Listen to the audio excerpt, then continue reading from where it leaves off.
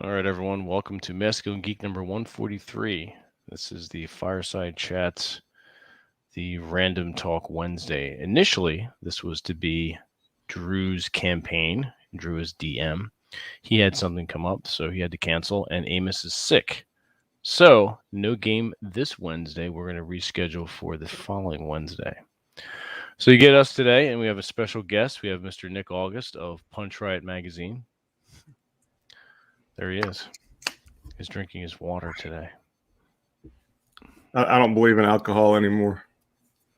Get off the show. You're not. This is not Nick. This is some kind of weird body snatchers fucking shit going on here. This is no. This is what his way of. It's a code phrase he told me for when he's being held hostage. There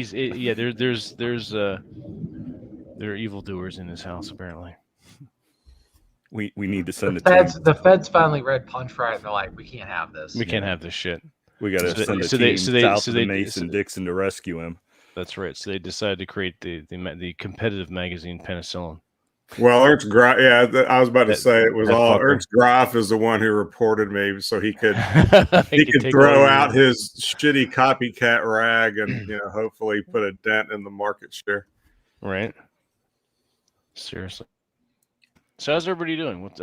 Nick, you and I were talking yesterday with David on about pulp and whatnot, and somebody was conspicuously absent. We won't name his name, but his initials go by TJ Martinell. Oh, say what? Yeah, last night. You were supposed to be on, guys. You said thank you. You were if you were free, you were. I'm assuming you're not. You were going to show up for the pulp talk. Yeah, I was in the process of getting the keys to my house. Oh, okay, cool. How dare you? I know. How dare I go? After I was literally dragged across the finish line on that house purchase by my neck. Yeah, seriously? I got the keys to the house. And, congratulations. Yeah, victory. Wow. Victory. Well, it made the show. It made the show 30 minutes shorter. So without TJ there being brief, it was definitely brief. Yes. Oh shit! No, it was good. It was a good hour and a half, hour and 45-minute talk. We did talk about you. So I did. We plugged your hard boiled fiction. Yeah. Yeah. If you guys aren't talking about me behind my back, I'm insulted. Right. We talk about it to your face and behind you. You get it from both barrels. I know. Exactly. So when are we going to have a housewarming at the new place? Breaking it for you. We have a masculine geek meetup in the wokeness. Well, I picked out the new war room, and they left the old owner left a nice desk there. So we'll be having it. I'll have the camera set up. It's going to be good. It's going to be a good. There will still be a train in the background because we expect no less. Actually, I'm going to be living on the same state highway that I was living on before with the same train tracks. So that's kind of cool, actually. TJ, what you do in your private life, that's all on you. So trains, trains, planes, automobiles. Yeah, those aren't pillows. Whatever it takes. 210, 221, whatever it takes. Yeah, that's right. Hey Dante, hey Chest, McDivus. I think what's his face was in the Swerve was in the chat. Swerve RP nerd. Spurg. No, he's not a Spurg. No, I was just saying. Oh no, there's another Spurg in the chat, but that's not Swerve. That's just the way it is. That's right. So your book is coming out Friday, right? Yes, October 29th. If you like The Legend of Zelda, or you just like, I'd say pulp fantasy, you'll like this one. It's a lot more lighthearted than it's not Men Who Walk Alone. I'll put it that way. It's a little bit more lighthearted. It's great if you got God knows that it's probably a bunch of bachelors listening to this podcast, but if you got a son who's under the age of 18, he'd probably enjoy it. But I think a lot of guys over that age would enjoy it too, but for different reasons. They kind of look back and this reminds me of books I used to read as a kid, but a lot of kids these days don't read those books because they've been banned or just they're not available, or you can't find them. They're frowned upon. They're problematic, They're problematic. That's toxic mask. Oh, hello. What's up, Raul? Oi. TJ, where were you when you got the idea for that story? Oh, there's a little interesting anecdote behind that. Yeah, so it was the pre-Masculine Geek meetups. It was the meetup before the meetup. So Vince, the Battlefield gathering. Yeah, Vince reached out to me back, what was it, 2018, 19? Yeah. 18. And said, hey, I'd never met Vince before. And he's like, hey, you want to come meet me up in Gettysburg? And I was like, wow, like, I've never met somebody who's so kind of motivated to actually do this stuff. It's like, yeah, man, I'm totally down for it. So I ended up flying over. We were hanging out, and we're in Gettysburg, and there's there are those kind of like concrete stone frames that go around trees. We had just walked out from the pub. Yeah, we were out from a pub, and I'm sitting there, and I look over, and I see what my initial reaction was, that there was snow there. And I'm like, why is there snow there at this time of the year? Well, it turns out it was ice that I think one of the local stores had thrown out. I think the pub had yeah. And so I thought, I was chatting about that with Vince while we were there, and I go, well, man, what if that's like the start of a story? Some kid sees a bunch of snow in the middle of summer, and it's actually the portal to another dimension. Another world or something like that. And he's like, yeah, you should run with that. So I did. Yeah, that's what happened. Exactly.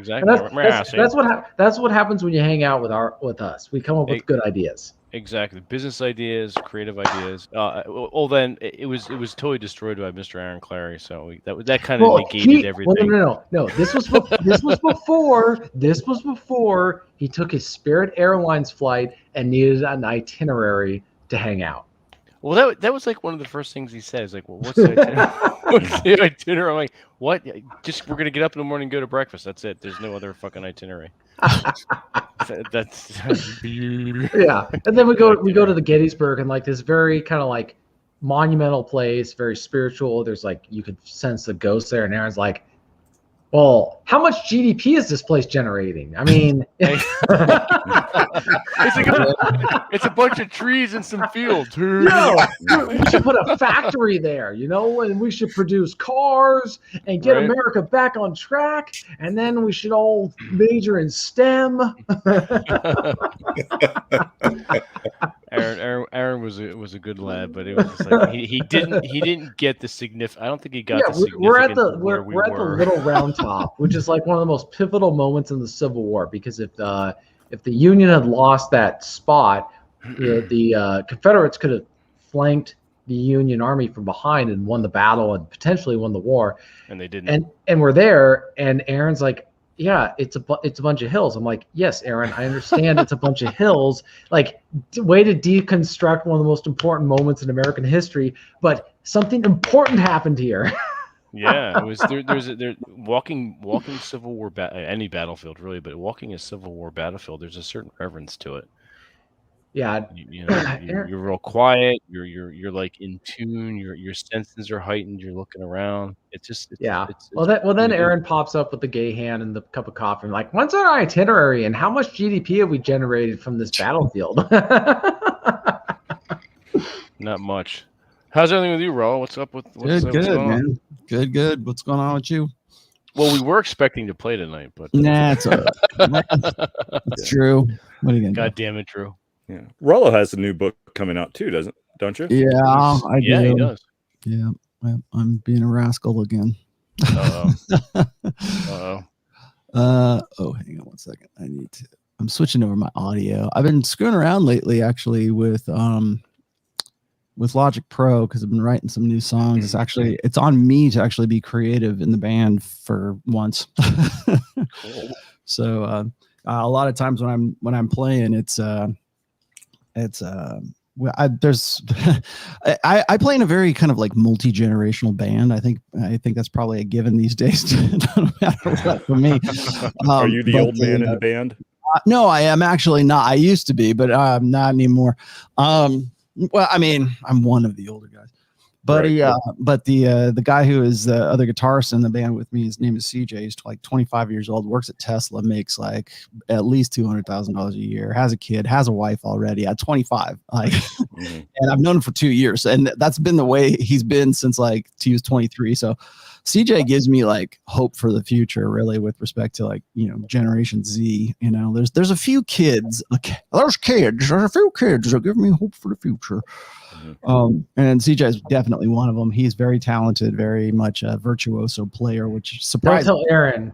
Aaron might get depressed that there's actually hope for the future. There is actually. You just have to. I mean, just like there's the very little jewels in the rough somewhere. CJ is definitely one of those. Cool. But I have we put out we have 2 EPs, if that even really applies anymore, like an EP. Right.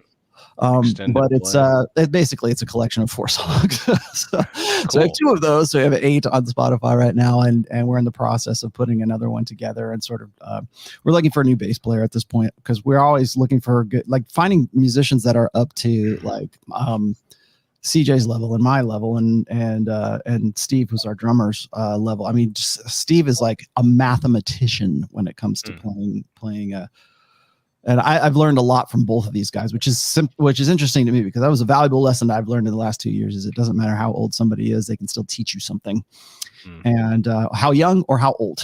And I learned I learned that in martial arts. It's like you can always learn from the white belts. Even the black belts can learn from the white belts, because maybe the white belts thought of something that the black belts didn't when they were white belts. So. Oh yeah. So it's on me, and so I've been noodling around with Logic recently. But yes, I am in the process of writing my 5th book. It's actually done. It was already done technically. I just had to compile it. And I'm editing it. I write a whole lot different now than I did when I was a wee lad in 2011. And yeah, I remember when people would like say, you use these $10 words because you're trying to sound smart. Oh, you want me to sound dumb? And I've always been of the opinion that like I didn't want to ever write down to my audience. And so if I used a $10 word and people had to go like sort of look it up online, at least that like prompted them to like sort of expand their vocabulary, because honestly, I think that the English language is so rich and so versatile, and there's so much to it. But the only thing you really need to know is yes, no, fuck you. Where's the bathroom? Stop looking at my tits. And, like just basic, bonehead English. And nobody, trying to use like English language and vernacular from, like just anything that's beyond like 3 syllables is you're trying to act smart. No, I'm not, asshat. I just know the English language. And it was so frustrating for the longest time. But then like I read this book, and I don't know if you have suggested it to any of you guys. I know I missed the last author's hour. But there's a book, that really great book, and it's by this guy. The author's name is Josh Bernhoff. And Josh's book is called Writing Without Bullshit. Oh, and cool. It fundamentally changed my writing, because it is the primary tenet in that. If you could sum that book up in one sentence, it's don't waste the reader's time. And unfortunately, that's where we're at, I think, today, which is like, we're in the TLDR ADHD generation, and very few people actually read, much less understand, like want to look up a word, much less have the patience to watch a 53-second clips video on YouTube before they decide to do a drive-by comment and tell you how much they disagree with the title that they happen to read without even watching the video. Yeah. And so I have, like, if you've read, I don't know if you guys have read Religion yet, my 4th book. I've been sort of making rounds that it's now that it's on Audible. Suddenly Aaron Clary drops a review on it. Imagine that. Well, a week after the audio comes out. He wants a review. Aaron does not. Aaron, it's funny. Aaron does not. I published it in January, dude. Right. I got the audio too. Yeah. And so, but you realize Aaron does not read books. He does not read books. He has to listen to it because he is lazy. He has the ADHDs. I think there's something to be said about actually reading a book, particularly like books that have a lot of depth to them. Like I don't think I could listen to any of Robert Greene's books on. In fact, I don't think I've ever listened to any of his books on audio, because I read them and I have to digest them like chapter by chapter, and just sort of come back and to them as I find them pertinent. I tried to do the same thing with my first book, and I think I succeeded with that. But once I read Writing Without Bullshit, and I realized I needed to sort of cut out these really run-on sentences or was it amplifiers? I use amplifiers so fucking much. And what an amplifier is, it's like using the word very or pretty much or whatever. It's tremendous, extraordinary, anything that like builds up. And it's like, no, dude, just say what you're going to say, because a bold statement impresses people more than like trying to sort of apologize or, preempting thing, giving caveats within the sentence that you're about to deliver, instead of just saying bluntly, here it is. So I have cut my writing back from being sort of more elaborate to being more understandable. And the fifth book that I'm writing right now is thanks to you guys, I'm calling it the Player's Handbook. Nice. Handbook. And so it's basically, it's not a how-to game book, like how to run game on girls kind of thing. It's a why it works. And I'm hoping at some point it will end up being like sort of a textbook for all these gurus who want to go out there and sort of, be dating coaches and everything else, and sort of have it be a reference manual for all those guys. Right. So instead of saying, oh, they're going to go write their own Gumroad pamphlets anyways. But but I would like it to be something that's a definitive guide to game. And matter of fact, I'm going to use that as sort of like the subtitle as well. So you're going to do something sort in of writing to actually plagiarize instead of just trying to misquote your videos. Yeah, right. Exactly. And Robert, make it as simple as a fourth grader can understand it. Because there's no misunderstanding. This is what I said. I'm going to use monosyllables and very short, choppy sentences. Are you going to do the cover sort of like a D&D player's handbook? I don't know. I have no idea. That'd be kind of fun, actually. I have to make it fit in with the theme, but yeah, I have to make it look like a tome. Women in chainmail on it or some shit. Chainmail bikinis. I never use pictures on my books. I've always used them as just sort of leather bound things. I did that intentionally. That's true. That would be taken out of the sequence. I always wanted the first. I thought that the first book that I did was only going to be the only book I ever wrote, and I had no idea how popular it would be, and then how everybody wanted like sort of expansions on certain topics and everything. And so, when I wrote that book and I was doing the cover, I'm like, okay, I want it to look like a leather bound book, but I was new to print on demand and which is what they called it then. Now, of course, it's like KDP and all that it was. Like a different version of Vanity Press. Like, well, they don't offer hardbacks. Yeah, they didn't back then. They don't offer hardbacks. They do now. Yeah. Yeah, they do. Yeah, I know. I'm already working on it. That's awesome. But I wanted it to look like it was leather bound and important, and I also wanted it to have kind of a sense of mystery, because and you'll still see it today, all the guys who are sort of writing in my niche, they go on to like Envato or Shutterstock or whatever, and they find some generic looking cover or like guys like this, or guy it's a silhouette of somebody, or they're on the beach walking around like here we're gonna tell you about life kind of thing, and it's just it's half-assed, and really the interior of it is just the digital product thrown into a paper format. And I hate, as a designer, as an artist, as a sort of connoisseur of design and font, I'm a fontophile, or whatever it is, that offends my immortal soul to see shitty ebooks turned into print books. It's like it would have taken you this much effort to actually format this and make it look good, and they're just like, I don't care. So have you been in freestyle? Apex manhood.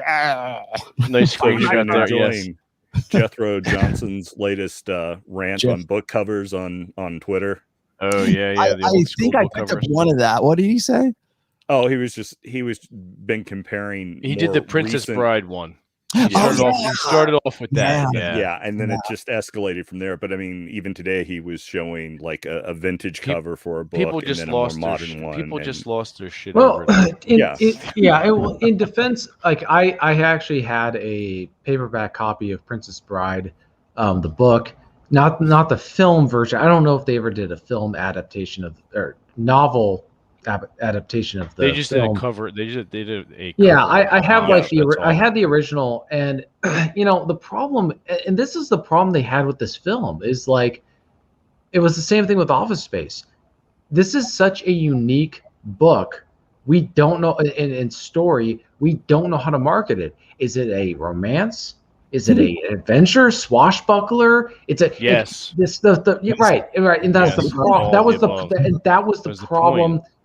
That was the problem with Princess Bride. It was the same problem with Office Space. Is that they did not know how to market it, and it was only after these films came out and people got to watch it and actually see it. Classics. Yeah, cult classics, because it's like, wow, this film is Princess Bride is hilarious. It's a great film. Office Space, it's a great film. But if I was the marketing manager or the brand, doing the promotional campaign, I'd have had a heart attack. I'm like, I don't know how to sell this film, because how do you do that in a single image? I don't know. Like, I don't know what that looks like. And I maybe somebody else would come up with a better response than me. But Princess Bride's the same thing. It's like, it's like, it has a lot of stuff from Errol Flynn's films, but it's also funny, but it also has some serious moments. Like it's just like, yes, Homeschool Time said the original films are the hardest to do promotional campaigns, because you can't allude to anything else that came before it, because it doesn't exist. Did you guys see Dune yet? Anybody seen Dune? I have not. A friend of mine told me it was. You're not spoiling anything for me. I've read the book probably like 8 times. No, a friend of mine went to see it, and he said it would basically pander to the dialogue-wise and writing. It pandered to the lowest common denominator. So he watched it in Spanish, and he liked it better in Spanish. Really? Yeah. Wow. Yeah. I saw it and was very disappointed. I thought the director obviously has a style for scenes of people slowly walking from place to place, and so there was a lot of that. So it's not Reservoir Dogs. No, right? And then the dialogue was definitely greatly watered down. Yeah. So much so that Herbert's voice, I thought, was completely missing from the movie. The changes they made with Dr. Kynes had the effect I thought it would, in making absolutely no sense and diminishing that character greatly. And I definitely think that they made Paul less unique and special, and watered down his significance, especially. I need to reread the book, because it's been a few years since I've read it. I know in the Lynch version of the movie, his grandmother, the Reverend Mother, makes the comment after the scene with the Gom Jabbar that no girl child has ever endured that much pain. Which I seem to remember being in the book, that whether she said it or whether she thought it, because there's a lot of dialogue that's in characters' heads in Dune, that was something significant. That here you've had all these Reverend Mothers or whatever, members of the Sisterhood of the Bene Gesserit, who have, maybe gone through this and endured pain to a certain level. Paul was able to go beyond that. And that is significant if you understand anything about female and male physiology and the way our nervous system operates and the way our minds operate. And so they did what they could, that here's this character who's basically this messianic character. How can we make him less masculine, threatening, male, important, yet still keep some core to the story? So I was very disappointed. Jason Momoa in as what is it? Who does he play? Duncan, Idaho. Okay, well, it was either Duncan or the other guy, Gurney. I thought it was Gurney at first, but I guess it's Duncan. Josh Brolin plays Gurney Halleck, which the fact that he's a troubadour warrior is almost completely missing from the movie, although I guess there are cut scenes of him playing an instrument. But Paul makes a comment about he'd rather hear music than fight.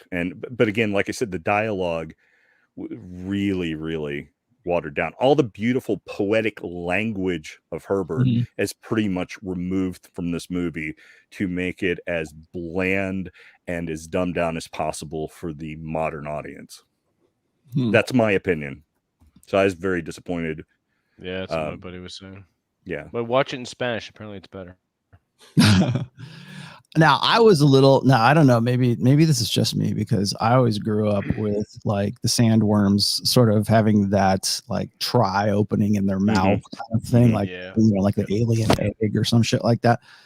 And they didn't do that on these. They looks more like a lamprey in the teeth. And I mean, I get it that, you know, hey, we don't want to be like, we don't want to just follow that all the time, but I'm just like, but why not? The book, you know, that's exactly what people. That's what everyone knows. Yeah, and I saw that and I was like, okay, I get it, but that's, I don't know. But it makes sense from the physical standpoint of the worms. It makes sense that they're like that because sand irritates them. That's the whole way that the Fremen can write on them. They use their maker hooks to pry open a part of, you know, a segment of their, and the sand irritates. So the worm turns to get away from the sand to not have its, you know, vulnerable parts irritated by the sand. And the way that set up like a lamprey, the sand just kind of hits it and goes through it doesn't make any sense to me. That aesthetic choice to be different, I thought was wrong. But then again, they didn't hire me to design the thing. So I didn't get to cash that check. So, but no, apparently a lot of people seem to like it. A lot of people within various communities seem to like it. You know, they didn't think it was woke, or I saw things, but look at the crowd of people with whom I associate. So I'm sure I probably see a lot of things that go by most average guys' heads. So, which, not to call me exemplary or anything like that. It's just a big brain on. Yeah, just look at the stuff we talk about. Look at the you things can't help but not see you write about it. It's everywhere. It's everywhere. Yeah, this Burning Heart by Vandenberg, I don't enjoy nearly as much as I did in the 1980s. You know, yeah, that's true. That's just how it is. You got me. You're right. Yeah. Right. And it's all your fault. Yeah, I know. Isn't that how it works? You ruined our music. Ruined your childhood. God damn it. Santa Claus isn't real. You can't go back. You can't go back home. No. Oh shit. But you know, it doesn't surprise me who's going to write poetic songs. It's going to be guys. You know, I tell you, what gets me is, and I put this in actually the last, I think, couple chapters of my fourth book, and I made this. I think I actually came up with this line, or came up with this thought in the book because of you guys, actually, from hanging out with you guys, your influence. But it seems to me like a lot of our like frontiers are gone, right? Like, I mean, there's space, the final frontier, right? But I mean that in the sense like everything's been done, right? Everything that has been written is going to be written. Any story that you can come up with and pull out of your ass, somebody already probably thought of, and it's just a variation on a theme or something like that. And correct. And so part of me wants to say, and we've had this conversation here before, is part of me wants to say that it's just the woke mob like repurposing like classic franchises, or fucking up Dune, or certainly fucking up Star Wars. Or now we're gonna have the gay hobbits in the new Lord of the Rings, and it's like, okay, but like, and I've always said this. I said the reason they do that is because they can't think of anything new for themselves. So they need those old nostalgia inspiring, franchises and stories to be a vehicle for woke narrative. Okay, fine. And then of course we say, well, we need to create our own culture, right? We need to, write our own stories and everything else. And I'm like, what would we write? Like, Well, what so would be different. I guess my response to that is that people's how can I put this? I was thinking about like the legend of King Arthur and how these guys are all knights and they're seen as like the ideal in their society. They're the epitome of what everyone should be. But what if they were actually in our modern world a motorcycle gang? They were a biking, and because you go look at the actual history or go read Thomas Mallory's actual books on Arthur. Like, these guys were not clean cut guys, but what if they had like basic qualities of virtue? Like, they were honest, they were sincere, they did what they said they were going to do. They just didn't conform to the norms of their society of the 21st century, which is degenerate. And so I was thinking about that, like if you took, I was having this discussion with some people recently, like what is a traditional hero if you plucked him? And I look at Captain America from the Marvel films. I thought they actually they as best as you could ever expect a Hollywood film series to look at, that was they did it as well as anybody was going to do. They took a guy from the 1940s, they stuck him in the present, and he said, I don't like it, I want to go back. Yeah. Like, that's what he said. Like, I mean, there was the Avengers film where he's doing the punching bag, and Nick Fury comes up and he goes, when I came out, they said we won. They didn't tell me what we lost. And he's constantly like making these small like comments of like, our society has not gotten better since I went under. And so, back in 1940, Captain America is the ideal hero, but in the present, he's a rebel. And so archetypes change, but if you stick to your principles, you become the criminal, you become the bootlegger, you become the bike gang member. And so I think that's the modern storytelling. I've actually been thinking about doing a modern interpretation of the Arthur legends, where Arthur and his knights are actually, in the eyes of the law and prevailing society, they're the bad guys. And the reason, and not because they're bad people, because they adhere to virtues that are no longer considered important. Yeah. They I can't remember who said it, but like, when masculinity is outlawed, only outlaws will be masculine. And so so like Arthur and his knights are the masculine men who choose to become outlaws. Yeah. Well, I'm sure in our modern. Yeah, go ahead. Well, I'm sure if Rob was here, he could probably shine some light on that. But I know part of the whole development of the motorcycle gang culture was vets who missed the excitement, missed the action, right? Missed the brotherhood, right? And so within the outlaw biker community, some of it has become romanticized now, but the notion of honor, what is the veterans said, coming right out of Vietnam. Well, you have my well, it goes back to that Rambo comment, because I've heard so many Marines that I've known who fought in Iraq or Afghanistan. They said back in the field, I knew there was a guy who's watching my back, because that was their job, and if they didn't do it, it was like the worst thing in the world. I come back to civilian life and nobody cares. Nope. No one's watching my back. And so that's the thing that they crave. And so that's where I thought, like, it's not about we are retelling stories, but we're taking the same concepts and we're putting them in context that is applicable to our generation. In our modern 21st century world, King Arthur and his knights are all outlaws. They are all they're criminals. They're not bad people. They're just they're not following the law. Exactly. Have you guys seen The Last Duel yet? I was just about to say that. Okay. Have you seen The Last Duel? Because I have not seen it yet, but I have had people. I've had a constant flow of emails from people showing me like YouTube videos. I already know the story because I know it's a historical story, right? I've had constant stream of people sending me like breakdown videos of the like critiques, I guess, or whatever, like they're reviews, but they're not really reviews. And it's usually two women who are like, who are just, they're in love with this movie because it tells the story of I forget the girl's name, who's the main, the wife of what Matt Damon's character. I can't remember the name. Matt Damon. Yeah, Lagui or Lagui. Yeah. I can't remember the guy's name.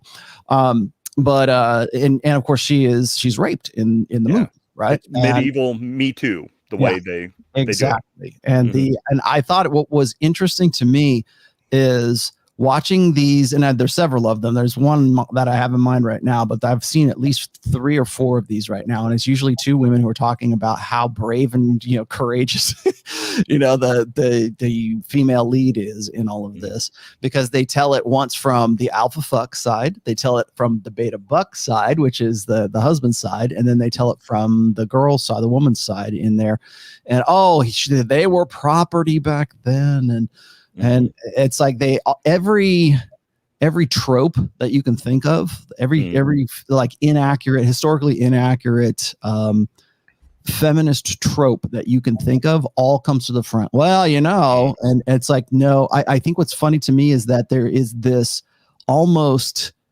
arrogant idea or whatever, preconception, whatever pretense, and let's just say pretentiousness that people in the 1340 or whatever, I forget what the year was, like, that they would in any way culturally have any like concept of what wokesy feminist culture would have in mind today. They're applying what they know now to something that happened and are patting themselves on the back for that analysis. Exactly. And it's just unbelievable, because I look at this, I say, you do realize you're looking at this through a 21st century lens, right? You know that's everything that was going on then, they wouldn't even have the same concept. They would not be offended by what you're saying because they would not have any concept of what the hell you were saying. Exactly. Well, that's a good point, and that kind of ties into what TJ was saying and back into Vince's question, because the reason movies and stories today tend to suck so much worse than they used to is that, first of all, instead of doing what TJ suggested, which is taking the values of, say, Lamort d'Arthur and bringing them up and having them play out in the 21st century, all these movies are just taking 20th century woke values and injecting them into stories that make absolutely no sense, to do that for something that takes place, 500, 1,000, 2,000 years ago. And then the other problem is that, the generation who's coming up creatively now, they haven't read the old stories. They either came up in school where, they didn't want to teach, dead white men and classic literature, or they wanted to emphasize, multicultural shit and feminist shit. And so and on top of that, these younger folks, they didn't read anyway. They watched movies. So what's natural for them to do when they want to get creative? Well, they just rewrite the old movies they saw, because that's all they really know. They don't have any other kind of context or any kind of background in storytelling aside from movies. And it's easier than creating something of your own. Well, I'd also say that for men, combat, going back to kind of what Rollo was saying, is combat is one of the few areas where a man will ever develop a sense of close, platonic but emotional intimacy with another man. Mm-hmm. The way that you see in films like Lord of the Rings, but you also see it in Black Hawk Down, where men have basically walked hand in hand with death with each other, and they know each other. They know that person, when it comes down, this is what it comes down to. When it matters, that man proves himself true. And most men don't know that about their friends. Mm-hmm. They don't know that about the people that they associate with. And you can know a guy for 20 years and not know that about them. You spend 9 days with a guy in a trench, in a war scene where crisis situation. Yeah, crisis situation. It was kind of funny. There was that quote in the Dark Knight where the Joker says, when he was killing guys with a knife, I knew your friends more than you did. As twisted and demented as he said that, he wasn't wrong in the sense that, like, in moments of like clarity, men reveal who they truly are. Well, and it's something that no female writer, except maybe the late Brackett, since she's been dead since 1980, understand. I mean, if you look at the way, it's one of the reasons why every girl writing fanfic on Tumblr or fanfic.com have Cap and Bucky going at it, because the only way men can love each other is through sex, because that's women know. Right. Which is yeah, exactly. And that's something that's got to be fought. But this concept of, but I think that's also, in terms of, for men, we really don't have that in civilian life. There's no context for men to develop those kind of relationships with other men. Like, if you're working at a coal mine, back, say, 70 years ago, you're working in some West Virginia coal mine and there's death every day. That's going to create it's not equivalent to storming the beaches in Normandy or whatever, but you're going and you're shaking hands with death every day. Right. And there's a little bit of that with like firemen and police, but that has been so taken over by women as well that even that area of brotherhood has been diminished. But Robert, they're such good dancers. Yeah. Well, I would argue that also, that like, from like the friends that I hang out with the most are a few guys I went to high school with, and I think the reason we're still friends after all these years is because, well, we played football together and sports together, so there's a little bit of that there. But we also went out drinking and getting into fights, and there were guys, we're running from the, we fuck up, we're running from trying to hide from the cops or something, and you know who you can count on and who's going to have your back in those kinds of situations, exactly, and who isn't, and I think that's why. Stories, oh my Lord. That's why the guys that I hang out with the most are all those guys. Yeah, I think the writer Stephen Mansfield, and he does some other stuff too. He's a kind of a social media personality, but he was talking about that as far as like men having good, solid friends, and he made an example, or gave an example of, which can never be your wife or girlfriend. Well, I've said that since I was a kid. Like, yeah, you do not. I know. I'm sorry, you guys see the guys, Kevin, man. Yeah, your girl is not your friend, at least not your best friend. And the guys who say that are fucking retarded. Anyway, so Stephen Mansfield was saying something to the effect of, if you were away on vacation and you got a call from your son or daughter, like, hey, I'm in jail, I need help. Is there a good friend that you could call and say, hey, look, my son or daughter is in jail. Can you bail them out for me? Yes. And it's most guys don't have that resource. They really don't have that resource, because they grow up following the script. Like, all right, you get out of high school, you go to college, you find the one girl, and you get married and have a family, and then you make that one girl and that family everything that you are and that you do. Yep. So you have no other.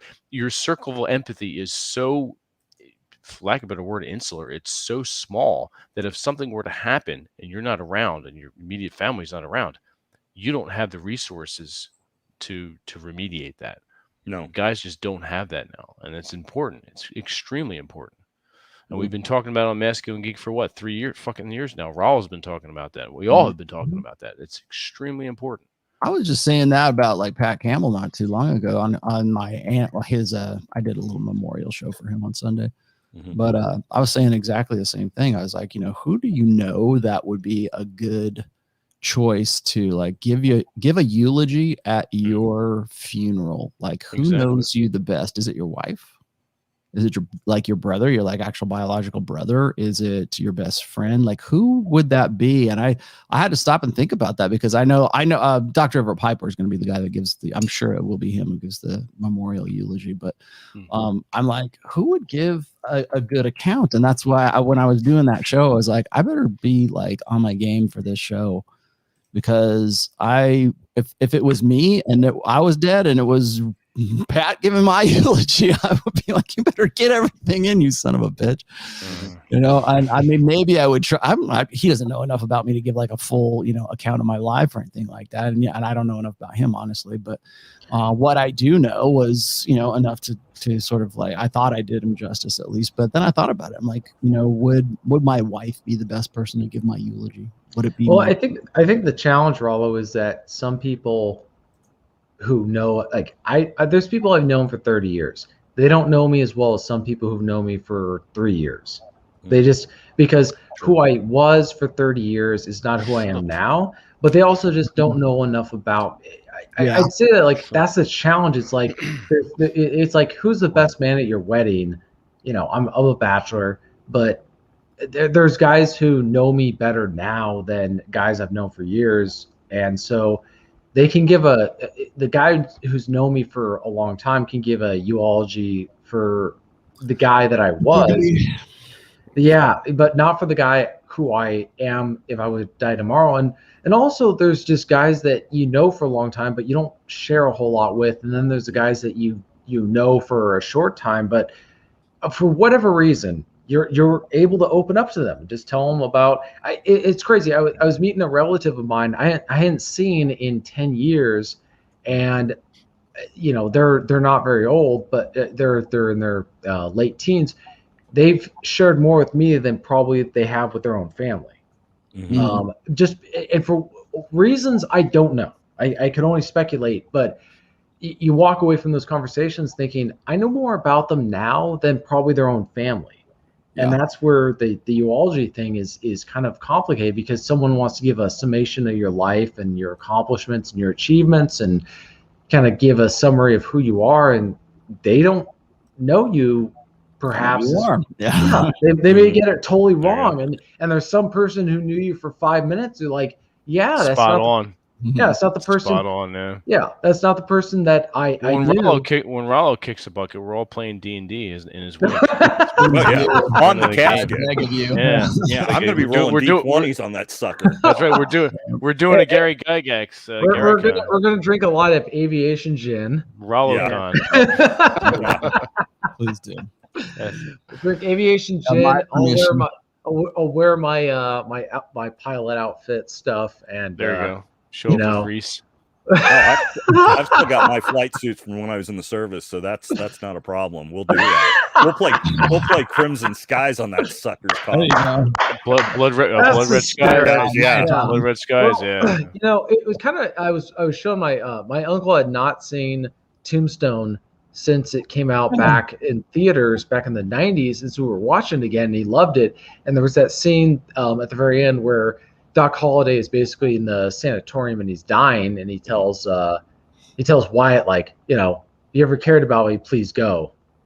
If I'm lucky, that's how I want to go. Like I wrote a newsletter post about that, and I used that very example. Like, oh, you're gonna die alone. Like, you motherfucker, I hope I die alone. I don't want you assholes around me. I mean, like 90% of everybody else. Yeah, you fucking dickheads. My grandmother just died. She was 101. She died in her sleep before I got to see her again, unfortunately. But sucks. Yeah, I mean, yeah, but she died alone. Like her husband, my grandfather, had been dead for 30 years.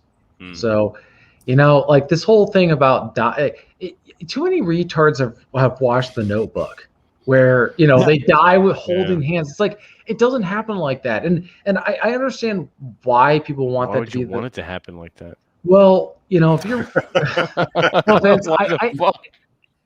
Vince, I get like the appeal of that image, but at the same time, that's not how it is. Typically, it's never how it is. Right. It's not how it is. And so people need to like account for that. Is you're going to go probably alone unless you decide to go out on your own terms. Well, that's it. The only time that's like when my mother died, we were all around her because there had been a month lead up to her death. It's like we were prepared for it. That's a little different.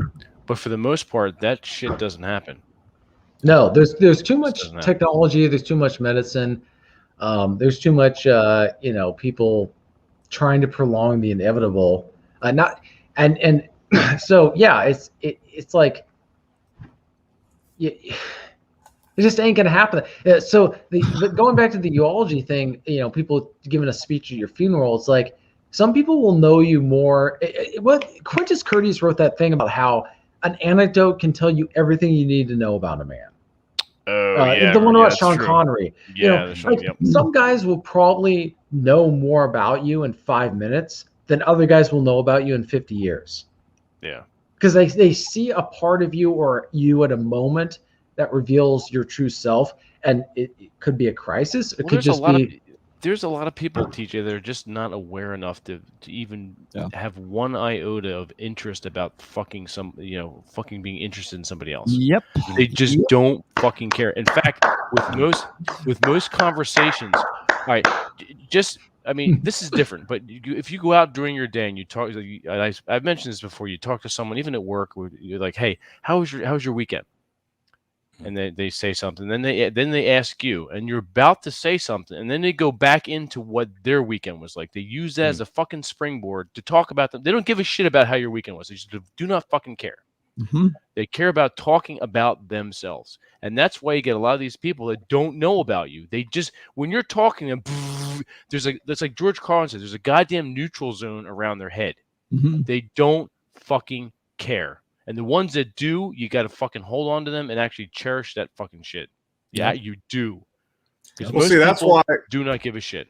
That's why my experience is exactly the opposite of what TJ describes, because I don't think I've had some people I've worked with for a long time that, I've gotten pretty close with, but it's still, the few dudes, we had our little wolf pack in late teens, early 20s, and then we all went our separate ways for a little while, but we ended up getting back together. And there's something about all the shit we pulled and all the trouble we got into together and all that other kind of shit. And we still get together now. We sit around, smoke a cigar and have a drink and talk about shit.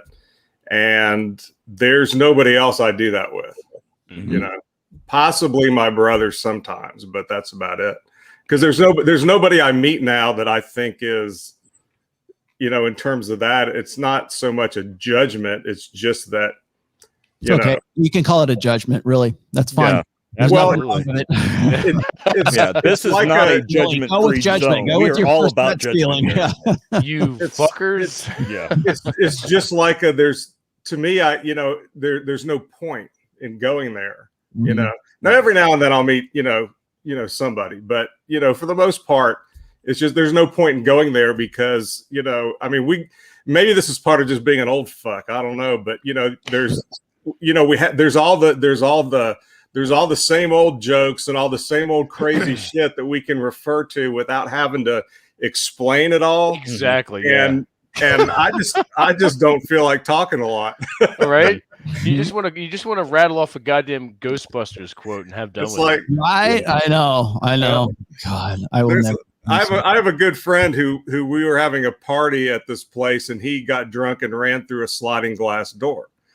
So when we were like 17, and he got stitches in his head and shit. And so now if we're sitting around talking, and he will never live that down. I can just say something about a sliding glass door, and everybody knows what we're talking about. And I don't have, it's just there's just something about that. If you're fortunate enough to have that, I'm lucky enough. We all kind of got back together and hung out over the years, and hunted together still and fished and shit. So. I know what it was. I think I shared this with you, Vince. I forget what I did. I was talking about. I think I retweeted something else, and I said something about like, I heard the Constantinople, or was it Istanbul used to be Constantinople one. And everybody took me as if I was like trying to like have this really deep, meaningful, like, here, Rollo's being, wow, he's really cerebral. But let me tell you something. I reply with that they might be giants. Yeah. 1348. I'm like, oh, dude, Istanbul was Constantinople. Just kill me, please. Like, I'm done. There's nobody here I can talk. I don't speak your language anymore. Yeah. See, it really is a language barrier. There was like 2 people who got that joke. Yeah. Yep. Out of the like 60 or some odd people who felt it was incumbent upon them to give to school me in some way. They completely gamma mailed you. Yes. Yeah.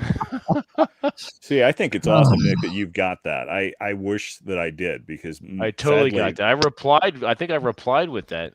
Yeah, but no, I mean, I got that reference, but with Nick, I wish that I had that. My wolf pack back from my junior high school, and unfortunately it's not going to happen. I mean, one of the guys followed me and his cousin into the service and never came back. The guy with whom the cousin with whom I was the best man at his wedding, the last time I heard, he, after basically falling into the bottom of a bottle somewhere, he completely dropped off the grid. The other guy's raising some other woman's kid and is off somewhere, and I can't find him. And the other guys are some of them are dead as well. And it's sad, but that's just kind of how it is. And I mean, these were the guys that back in the late 70s, early to mid 80s, we were dressed up in full, tiger stripe and military issue camouflage, face paint, everything, carrying, various BB guns that look like real 45s, real, lever action rifles and everything else. And we're walking through neighborhoods, heading off to the woods behind the Legion Hall to shoot things, which usually meant shooting each other. Shot me in the shoulder blade, you motherfucker. I'm going to shoot you in the testicles. And right in the balls. But that's what friends do. And I mean, these were the guys that we had all the stories with. These were the guys with whom I had run-ins with, Marion County Sheriff's deputies, and they weren't bad encounters. Yeah. And but I mean, those guys were my group, and sadly, you can't do much when they're literally gone from the earth. But yeah, you do kind of replace some of that. I mean, there were guys I met afterwards, which would have been in my college years by age, but I wasn't actually in university at the time, that are still around. And some of those guys are still alive, and and I'll have a drink with, and we'll talk and we'll do stuff. But that's why I think this kind of space is so important. That's why it's always cool when I see Mictobus or Bacon or one of those guys online, and they say something, to one of my posts, and then doing, being a guest here and hanging out with you guys, with Vincent and TJ and Drew when he shows up, and and Nick and even Rollo. So it's cool to have that kind of space where we can just talk, and and when James is here, the fact that he's of a different generation, and we can talk about something that we all know because we were alive back then, and James is like, well, that's not how it is now. That's not how it was for me. Yeah, what are you guys talking about? And we can come at each other with those different ideas or different opinions, and we can also call each other out with if we disagree with each other. And it's nothing personal. It's men talking and vetting their ideas with other men. Well, there's a the interesting thing is that I had some friends that my ex-wife and I had in common, and I had some other friends that I was just friends with them, and they didn't really know my wife at the time. And the interesting thing is that when I got divorced, most of those guys who were married, they couldn't hang out with me anymore because either they were pussy whipped and their wives wouldn't let them, or they just didn't want to because they knew if we hung out together and went out and did shit that I'd probably get them into trouble, which is not true, but that's the perception. And so that was another one of those deals where when I got divorced, the only dudes that still would hang out with me, whether they were married or not, were those old friends from 30, 35 years ago. And that's another one of those things where they kind of prove themselves And, you know, hopefully I think I've done the same thing over the years. But they kind of proved themselves that, yeah, you know, we're not gonna, you know, fuck you over or abandon you just because of, you know, of that. But most people aren't like that these days, or at least a lot of the people that I knew at the time weren't. So that's another thing that I think kind of, you know, lends itself to, you know, people kind of proving who they are and, you know, making it clear that it's worth, you know, investing. Yeah. When I got divorced the first time, all of our joint friends pretty much took my side and thought she was wrong. But of course, that could be also said about my father-in-law taking my side. So yeah, those guys helped me move, and one of the guys' ex-girlfriends ended up sharing a bed with me after that. So, you know, life is very strange how it works out. And thank God for that. Well, she was 18, I was going on 30, so it was a nice age differential. But I was still unhappy because, you know, stupid me, I hadn't learned the lesson that once the garbage is out at the curb, you leave it there, you know. Silly me. I learned that one the hard way myself. Yeah. But, you know, we had 2 kids. And what's funny is she would come crying to me, it's so unfair. You got all of our friends. And I'm like, you've got my 2 sons. I'll trade you all my friends for my 2 sons. Yeah. And she's, you know, right. Yeah. But no, you learn those lessons, and, you know, and I'm glad I did. I'm sorry it took me as long as it did, but the nice thing is, by learning those lessons, when I either read something Rollo writes or hear something he says in a video, I can be like, yeah, I've got the receipts on that. That's no bullshit. Like, that was he's me. not just pulling that out of his ass. Yeah.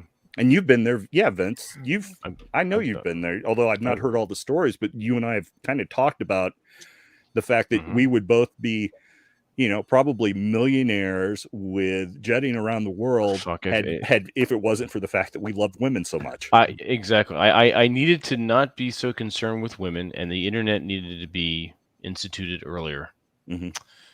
Because I was fucking around with women, and there was no internet. I didn't have the opportunities, the options. I mean, just think of be able to, all of us here, with even TJ, when we were younger, if we had the knowledge that we had plus the internet, I mean, it's holy shit. Well, what's interesting with guys, this has been the observation I've made, is that they have a lot of the information and factual knowledge, but they don't have the life experience. And that is the most important part. Like, guys, like if I had a son and he was asking me, you know, Dad, what's your advice? I'd say, ignore the abstract theory, the philosophy, whatever. Like, I'm not saying discount it, but like, go live life. Because absolutely. And the reason is, you can read about it all you want, but the way you internalize stuff is by experiencing it. Well, TJ, when all of us here, I mean, well, you and I. Fucking up is how you learn it. Exactly. Well, Rollo rides. Do you ride motorcycles, Rollo, or just snowmobiles? I have a quad. I used to have. I have a quad, and I got an old man's car.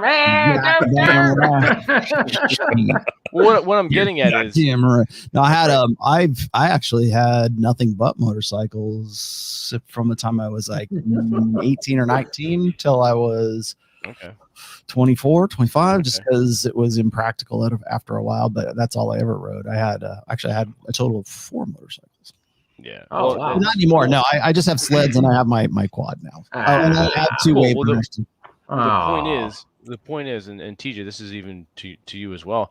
You may have, but you didn't just read a book about riding a motorcycle. Right. You purchased a motorcycle and you went and you fucking did it. That looks cool. And that's how. Yeah. I walked into the showroom, saw that brand new Honda Rebel 2020. I'm like, oh, that's my bitch. Bought it right there on the spot. I was like, that's it. No debate.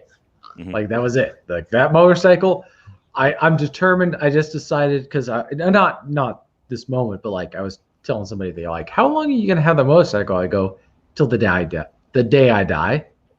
Like, this is going to be it. Like, and I'm not saying the only one, but like this motorcycle is going to be with me forever.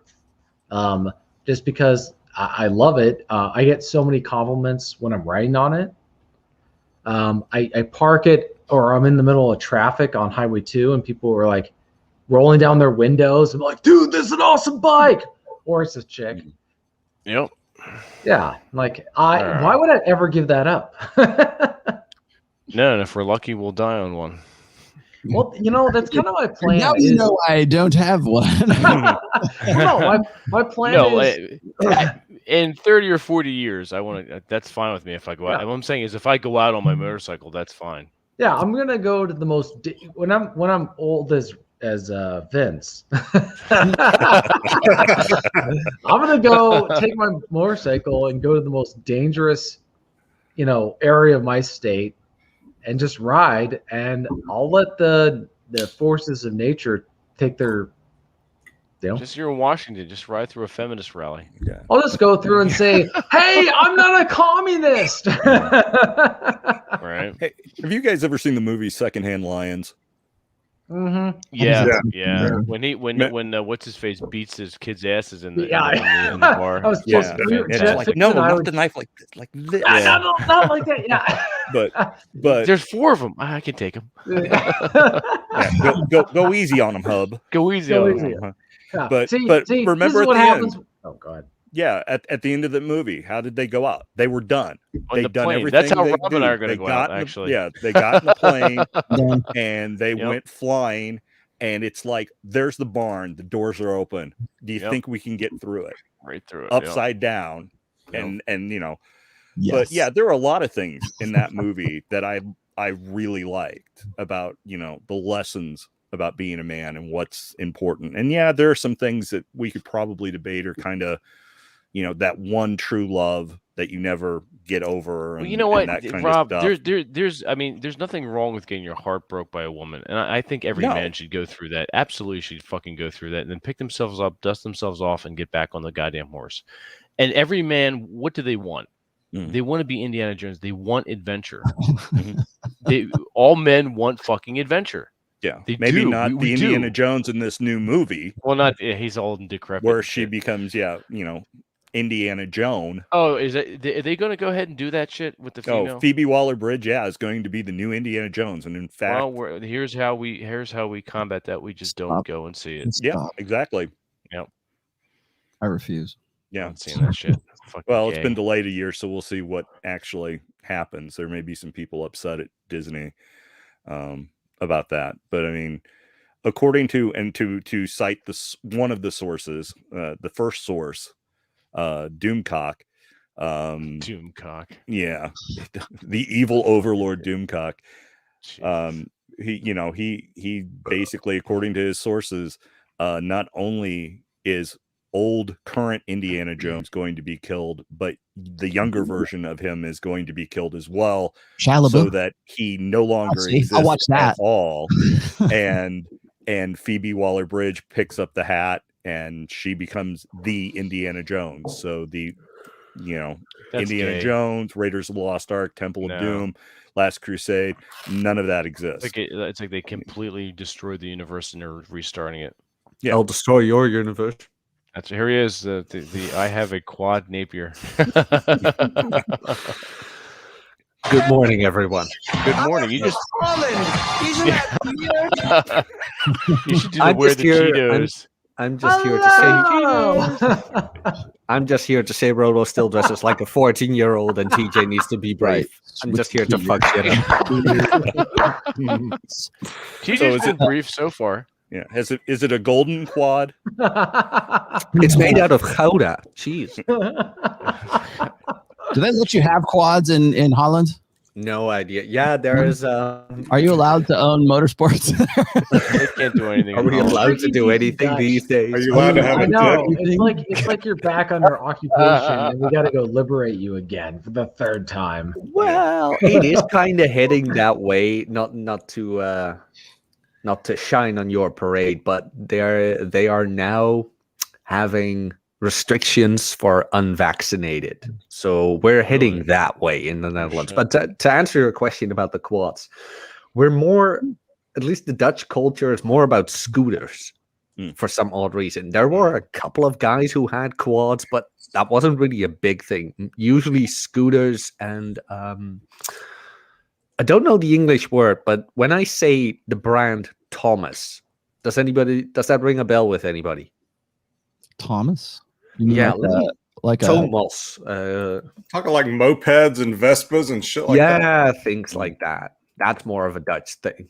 Yeah, we But don't have what they do here is they just... We don't want to be seen on them. Yeah, it's like a fat chick. It's like a fat chick. What a lot of guys do in the Netherlands, they kind of tune it up. So usually it goes about louder. They're fun to ride, but you don't be seen on one. That's right. Like, normally they go about like 20 kilometers per hour, but here they fix them so they go 50. So you kind of have street races with these things. Yeah, when was the last time I was in the Netherlands? I remember that. I mean, bicycles are a big deal in the Netherlands. They're everywhere. But like, do they have like modern bicycle shops there? Because like every bike I saw there looked like it was from 1930s or something. And I was like, is that the trend, or is it that they just haven't got to mountain bikes yet? No, we haven't gotten to mountain bikes yet. Ah, that's I'm what not kidding. I'm going to expatriate to the Netherlands. I'm going to open a mountain bike shop.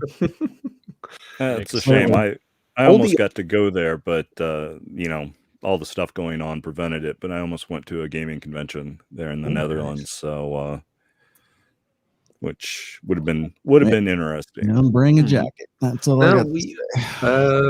The electric bikes are making the scene right now for some odd reason, but no, we really haven't gone beyond the 1930s model. Now they just put an engine on it. Oh yeah, I'm like, the Dutch people are very practical, pragmatic people. I've discovered. Yes. I mean, from working with them. And so it doesn't surprise me that they would still be using bikes that are like from the 1930s, because they'd be like, but it works. If it ain't broke, don't fix it. If it ain't broke, don't fix it. Gets me where I want to go. Like they're dykes, you know. Hey, I know how long has it been since they did anything with the dykes, right? Yeah. Well, TJ, when we were in Kansas City, they had those fucking those motor scooters. You had to have the app to access it, and then you could just pick up the motor scooter on the side. I was thinking more when we were in your area, Vince, when we had the South Jersey antique shop and we saw the clogs that were perfect for Mr. Jack. We're totally gonna fucking buy those and mail them to you.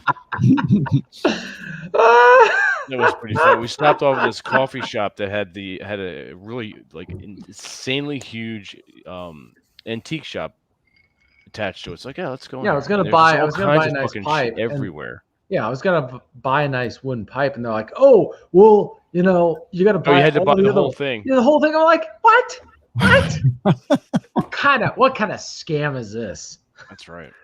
I order. Yeah. Jack's clogs left over. They found them. Have you ever walked in clogs? No, like the real wooden ones? Never not to. No, because I'm not freaky deaky Dutch. Okay. Well, you should try, TJ, but they're horrible. How many times have we tried to get like Jack to play D&D with us, and he shows up for this one? I know, right? Yeah. Exactly. Yeah. Well, he doesn't want to play Lupo. Oh, okay, that explains it. How many times have I asked you on my show and you canceled on me? Yeah, I know. Oh, there we have it. Because you did on Fridays. I know I'm not blonde with big tits, but come on. I know. You're not even close. I haven't been on Torch's show, and I will probably not be on Torch's show. Jeez, I can't believe that. Wow, I haven't even been asked on his show, so there you go. Yeah. Oh, you can join this Friday, Robert. Seriously? I was just teasing with you, but anybody can go. No. Anyone. Like the bar to my show is so low, man. Well, I know you let Rob on it, so I guess that and he drinks Bud Light, so it's blasphemy. Yeah. Mm-hmm. He always, whenever he comes out to Jersey, he always winds up buying more Bud than he can finish before the end of the trip. So I wind up with like fucking anywhere between 4 and 12 cans in my fucking refrigerator. Oh dear. Yeah, don't you have some girls you can give that swill to? I wouldn't even give it to them. I wind up drinking anyway. It's not that bad, but I won't buy it myself. I drink it twice a year when I see Rob. So Hey, that wine James liked. What was that called again? Because I'm interested in seeing if I can find that. Manosphere. I grew up drinking that shit. That's the only one my parents would buy. Mad Some Dog Mogan 2020. David. It's Manischewitz. What else do you want? Forgot about it. That's right. Wine that I got for us, that red wine that James drank and really liked on the show, that's called Chamong Red. That's local. You might not be able to find it. If you cannot, if they don't ship it to you, I will buy it and ship it for you. So Okay. Yeah. Isn't the same thing in the States with wine that the cheaper it is, the better? That's the weirdest thing in the thing in the Netherlands. They have these annual best wine tasting competitions or whatever, and it keeps being like the €3 bottle from the Lidl that wins. Chuck. Yeah, it's like what? Yeah, what you're saying is the Dutch have really poor taste in wine. Is that what? Or is it that there's really no bad wine in Europe? It's fermented in a fucking huge vat, and they probably fill the wine bottles up with a fucking garden hose. It's disgusting, I'm sure. Just go down to Schiedam or go down to Schiedam. There, right around there. That's where you'll find my distilleries. Go to the Dirkschwager Distillery in Schiedam, Holland. I'm trying to say that with as Dutch an accent as I possibly can. Schiedam. It's not really nasal enough. Schiedam. There's more of a in there. Schiedam. like you're ready to hock up a loogie. Yeah. Yeah. That's how we used to get the Germans. Scheveningen. They couldn't say Scheveningen, and as soon as they couldn't, we shot them. Yeah. Nice. That's actually a good test. It's down the street from, I can't remember the name of the distillery, but it's a place where they distill Kettle One too. I don't really like Kettle One. Well, when we get together to break in TJ's new place, you'll have to bring some bottles with you, Vince. Oh, absolutely, yeah. I'll bring a case. Jack, have you had Geneva? Maybe I'm saying Geneva. Young Geneva. Young Geneva will fuck you up. Oh yeah. Hoogland. Hoogland is a good brand of Geneva, if you like to call it like that. Ode Geneva and Young Geneva. And there's a distillery in Groningen. Young Hampkin. And something. Well, Geneva's kind of Geneva. I never even knew what it was until I went over there, and I'm like, why is this not here in the States? And then I realized, it's this side of gin. Pretty strong stuff. It's good though. Like shit. It was good because it was like it had more of like that herbal taste to it. Like, I mean, gin really has like it's like basically juniper and some shit. Yeah, good. Yeah, it's good. I don't drink anymore, but I remember it being very, very good when I was there. And then it's like they would, instead of giving you water, you would get served like glasses. Like they knew like right away you're going to be drinking here. So here's the glasses that we're going to pour whatever the hell you decide you're going to have. And usually it was either beer or it was Geneva or it was a gin of some sort. Yeah. I had read somewhere that what a lot of people consider to be English beer is actually beer from England that was basically brought over from Holland during the time of like Henry and Elizabeth and such like that, and that the actual English ale prior to Dutch immigration, workers and artisans and such, was more of an ale that had like a peat base or a peat moss base or something like that. So the Dutch actually kind of changed the way the English made their beer. If I remember correct. I mean, Chesty could probably, since Chesty is a brewmaster himself, he could probably correct me on that or tell me if I'm right and fill in the details. But so you guys did some things right. That, and you had a Republic before us for a little while. About 10 minutes. Yeah, something like that. I liked Holland. I would go back to Holland. I don't know if I lived there. Did you? I hate to be a smartass on this one, but did you know Holland is the province, the Netherlands is the country? That is the whole country. Yeah. I know. That's me being American. Yeah, I do know that. The reason I know that is because I was corrected by the guy that I used to work for. Who was Dutch. Nice. I like him already. Yes. Oh man, at least it's not as bad as Michael Bay. By God, man. Transformers 2, there is a character in there called Hans, and he's like, oh, he's Dutch. But then the character goes on and speaks German. I'm like, motherfucker. Seriously. I actually have a Dutch version of a German RPG. Really? Yeah, for Das Schwarze Auge. I actually have the Dutch edition of that. One of the guys responsible for producing it, who actually was one of the people that had talked to me about coming to the Netherlands for a gaming convention, tried to present that to me when I was in Germany, but I insisted on paying for it just to support the project. But I'm a big believer in paying the artists for their work. I know that's kind of unheard of for some people, especially 18 to 35-year-olds on the internet that think anime, manga, and anything else they want should be free, and they should just be able to download it and screw the person that actually another reason for our creative dearth today. Yeah, but so yeah, I actually have the Dutch version of that version of the game, as well as a map and some supplement stuff. So I'm not sure how much more has been released since, but are you familiar with that game at all, Jack? No, not really. Doesn't ring a bell.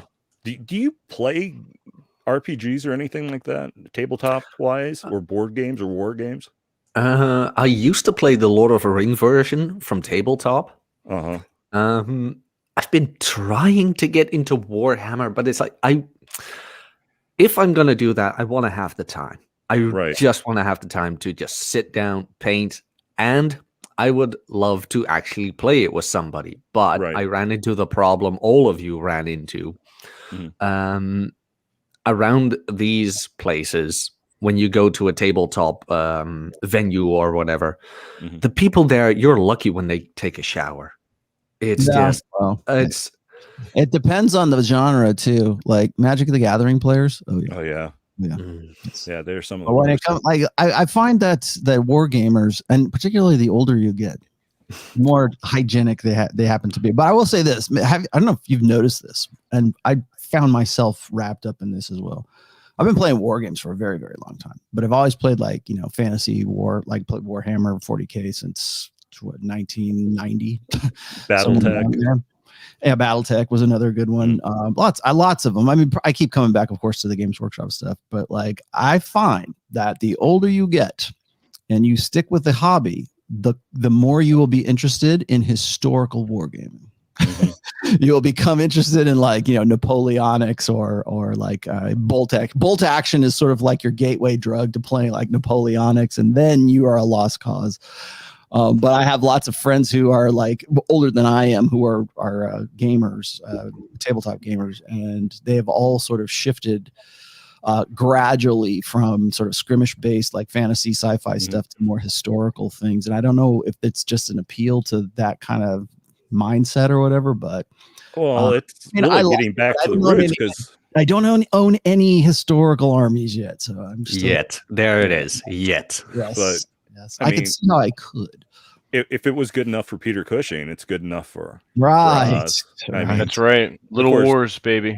Yeah. Of course, Jack's probably busy with his new gender-neutral Legos, right? My God, gender-neutral Legos. Yeah, Rob, what are you up to? Maybe you asked this question while I was away, but what are you up to miniature figure-wise? Oh, I'm still. I wish I could get back to it. I really wish I could get back to it more regular.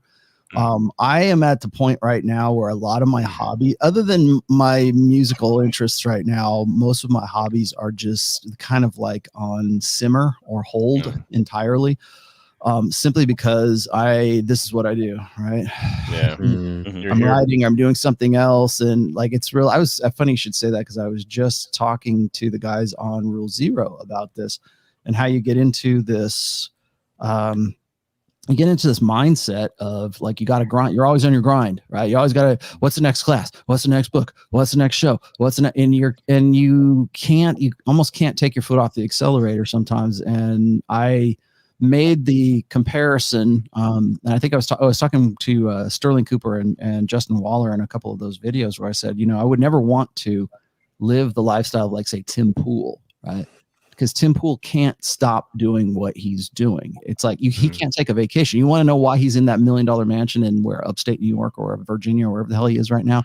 And he turns it into like his own personal skate park, and he's got a basketball court, and he's got his own gym there. It's like this compound for Tim Pool, and all the cool things he probably could be doing on vacation, he does there, because he can't leave.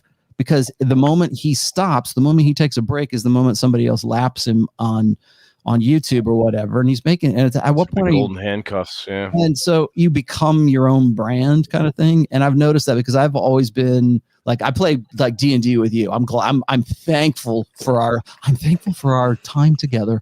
Absolutely. Because it separates me. It kind of like reminds me of like who I used to be, anyways. And like when I go play music on a Saturday, I'll always have Saturday rehearsals. Some do midweeks, but like mostly, like almost always, we do Saturday rehearsals. I know what I'm doing on a Saturday morning. I'm getting up, I'm going to Unreal Zero, and the rest of the day, all I'm doing is creating music.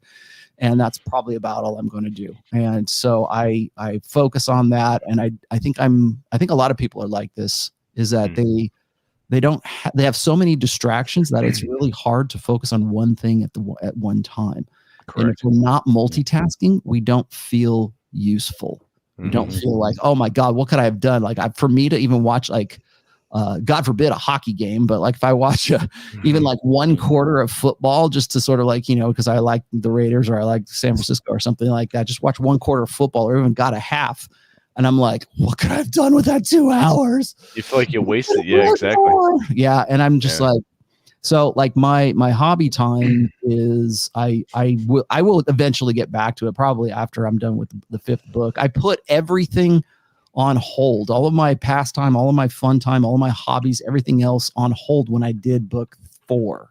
And I had to, because that was an intense, like 3 years of writing and research. That makes sense. Yeah, but you were also doing a lot of traveling then too. And I was doing a lot of still am doing a lot of traveling. Well, yeah. And so I'm doing this show, and I'm doing my personal show, and people are like, man, you're so under monetized. You need to have a class, and you need to have a workshop, and you need to do Zoom calls. You need to shut the fuck up. Expand your Patreon. And I'm like, I'm one fucking dude, man. I need like 10. I need to clone myself. You need to give away your books for free, man. Exactly. Yeah. And so, my God, you charge money for your books. You're a grifter. All you do is crank out books. So how can you take red pill advice from a guy who actually got a woman? Right. Yeah. Oh man, can I address this? It's like coming out a used car salesman for saying, "Oh, all he does is sell cars." Oh man, he's used ones. Oh man, can I just say that real quick to any black pill moron or whoever you are listening, shitting on somebody's wife? But seriously, like, they shit on content creators' wife for being together with them for over 12 years, and I'm like, you spiteful it's little so fucking cretin. stupid. It makes no sense. Sparks and that's my constant joke is DJ is now officially drunk. my constant joke is I'm doing the serenade. I'm always guys will come at me and they'll be like, man, Rollo can't be red pill, he's married. And then the other opposite side is Rollo can't be married, he's red pill. It's like, you can't fucking win. I just can't fucking win. So what you're saying is Rollo actually has a loving relationship with the opposite sex. Wow, you might think people would actually like that. No. You need to listen to some 30 to 40 something multiple divorced woman who's selling her newest book on Oprah. That's who you need to take relationship advice, because she will tell you everything you need to know to have that perfect relationship with your loving soulmate. That you thought has the answers to all your questions in life. Oh Yeah, man, right. are you seeing these female dating coaches giving up on women? It's funny as hell. It really is funny. They're like, I can't help women anymore. They just want too much. They're so they Grift even is realize real, that they're so man. entitled. The grift is real. That's right. Yeah, I know. I always joke around with those guys too, because like I'll get them in my chat sometimes. And they'll go, "Man, Rollo has been married. I can't believe anybody would take him seriously." I'm like, okay, so what I need to do then is divorce my wife of 25 years and start banging random hoes from Fresh and Fit's show, because I could do that. Would you like me to do that? Would that be just to make you feel show better? receipts. Still take Show me to receipts. say Those I'm going to do receipts. that. It's just going to move the goalpost. That's all it's going to do. Well, Yeah. what was the latest kerfuffle? Newspaper in Britain was talking about the fact that lesbians are now worried that they have to have sex with trans men. women Yes. because otherwise they're transphobic. I love when they You know? I love when they eat their Oh, own. I do too. Yeah. Winning. Oh man, don't you just love that? It's like, Take this fake dick. Take it. Well, no. There's a lesbian who identifies as a woman, but it's a man, hmm and Who they're loves saying who loves a you, man woman. you have to be with me. It's like, it's brilliant, perfect. It's winning. Fucking gay. I would look great in a wig. Not nearly as gay. I told you As before, Aaron it Clary. depends on the wig. Yeah, what color Not all wig we wigs talking you about can here, pull off Jack? all of them. I think I make a pretty good blonde. Then finally, Rolo will show up on my show. You might make a Finally. good redhead. Torsha, you know what? Get Torsha on your show, and I'll show up. How's that? If Torsha asks me, I'll agree. They'll show up in your show. Well, see? too. She's probably watching this show. Is she watching? Okay. Well, she has my I love Twitter, you, I I guess. love you, Torsha. But Who like, the fuck are we it's- talking about here? No, I'll send you the link. I'll send. All Oh, there's some chick. Oh, okay. She's my groupie. I love her. Oh, God. Yes, I'm good with Well, it. my DMs are I'm open. okay with that. If she's interested, I'm fine with it. She's my she's kind of like, you know, like magicians have the beautiful assistant. That's No. the way I think of Torsha. No, I don't. Aw. Okay. She pops out. She's the one that like pops out of the tiger's cage after I turn the tiger into a beautiful woman. Then pop, there she is. Okay. This ain't Las Vegas, my friend. Yes. Mhm. Yeah, I'm You know good what the with real magic about that is, Rolo? You know what the real magic about that is? What? She actually looks good. Like, how did you find does. a woman below average weight in America? It's like, wow. It's very No, difficult. I tell you, if you go watch Well, that I'm sure it's episode, not like, yeah, there's actually, you can't get her to shut up. But Like But, anyone. Woman. like I had her on. I'm shocked. she was- I'm shocked Yeah. to discover gambling. I brought her on Fresh and Fit back in August. And because she happened to be down there, and I'm like, hey, why don't you come on? We'll just hang out. And so she came on and all that. And I'll tell you what was funny is like she was that I sourced a girl for Fresh and Fit. How cool is that? And like Cool. I was there, and I had everybody like hitting me up later on, going, man, that's like the best looking girl I've ever seen on Fresh and Fit. Wait, is that blonde haired chick? Yes. Okay. All right. Yeah. Everybody Yeah, thinks she I looks think like I a know what you're whore. talking about I now, don't. yeah. I think she's nice. She She's, looks okay for an American. She's adorable. Nice pics, See? I Well, you know, she's big. She has a huge TikTok following. I thought you were does. gonna Of say course she something else. a huge She's got a TikTok huge following. huge. head of cans. Trucks of land. Yes. She's a quality woman. She has Yeah. two qualities that I always look for in a woman. Right. Two fantastic mammary She's glands. rich. She's beautiful. She's got huge trucks of land. Just give it time, and we will I end know. up Great objectifying. personality. Yeah. I know. Yo, shove it. You're not gonna do so wrong Personality here. comes in pairs. Yes. Yeah. Yes. But what's funny is like I don't know how this happened too, because of course she does her homework on me, I'm sure. And then she started talking to Kevin Savo, and I was like, how did that happen?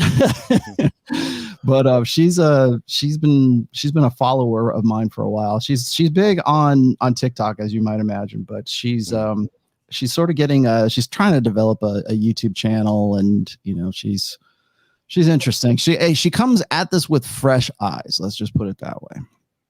So what? but she's nice. She's a cool girl. Oh, she's really nice. She's a really nice girl. Yeah. In another lifetime. She's the one you let her beat your parents. So yeah. She's the one you let meet the wife. Is that what you're saying?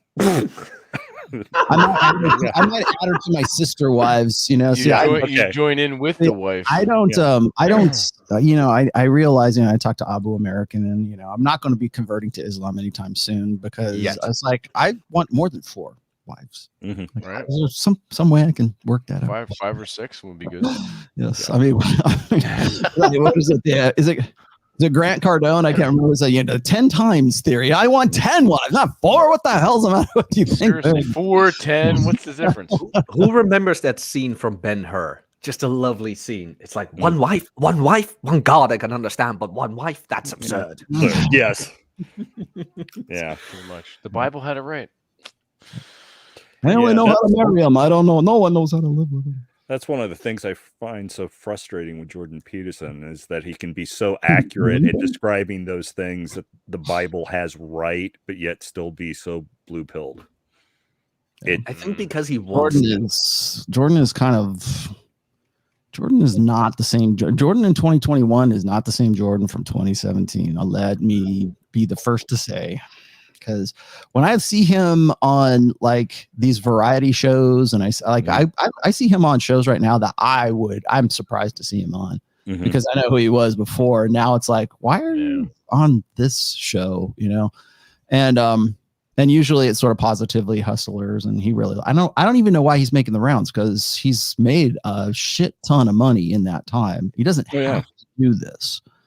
So I'm a little curious as to why that's a thing. Or then he'll have like Rob Henderson on his show. And then Rob is, when I did a breakdown video of that interview with him, and Rob's an evolutionary psychologist, by the way, and somebody that I follow on Twitter quite a bit. And when he was on there, and Rob's kind of a younger guy. Like I think Rob's probably like his maybe late 20s, early 30s. And I think he was wondering like how, why was he even on there? Because it sounded like Jordan just wanted to have him on there to sort of bounce an idea off so that Jordan could talk about it.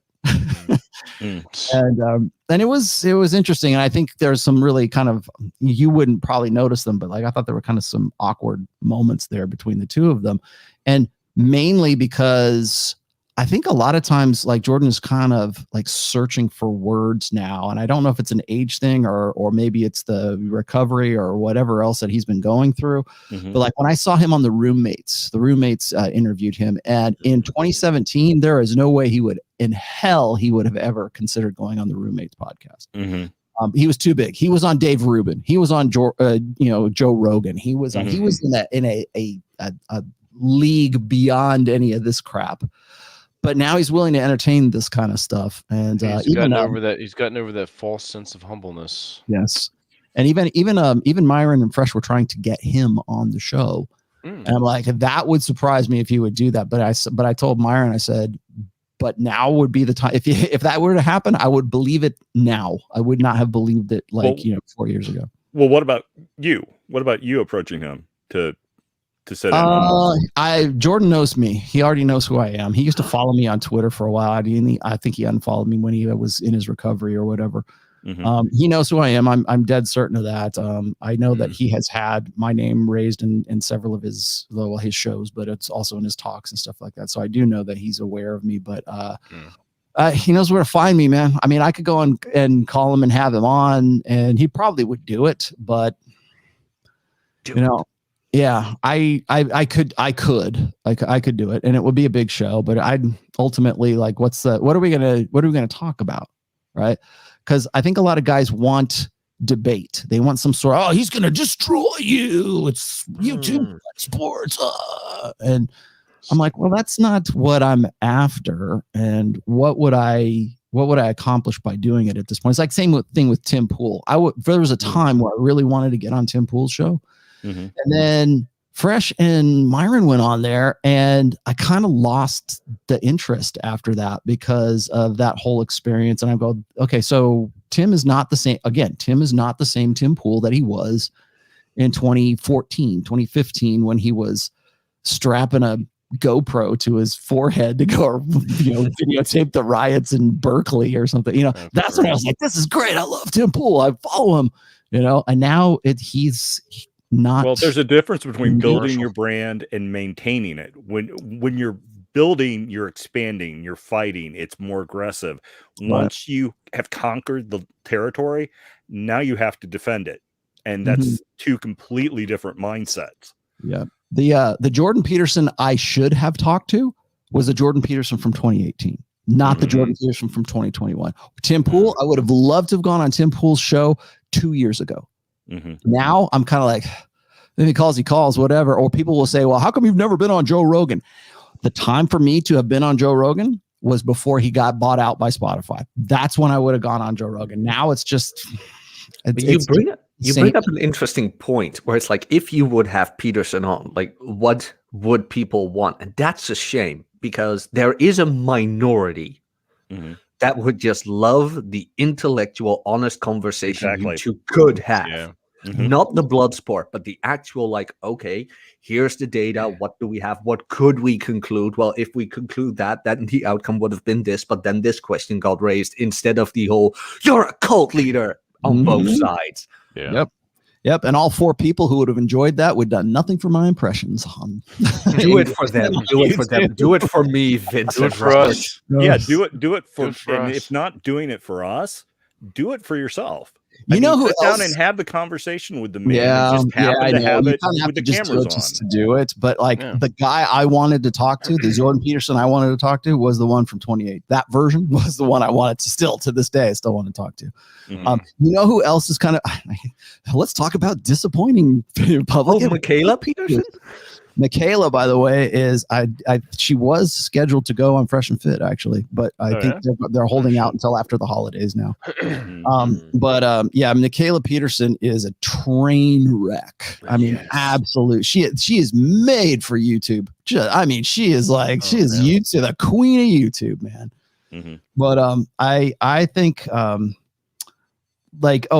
you guys familiar with was it Stephen Woods from Rationality Rules? Do you know who I'm talking about? I've heard about I've heard of him, but I haven't watched any of his stuff. I like it.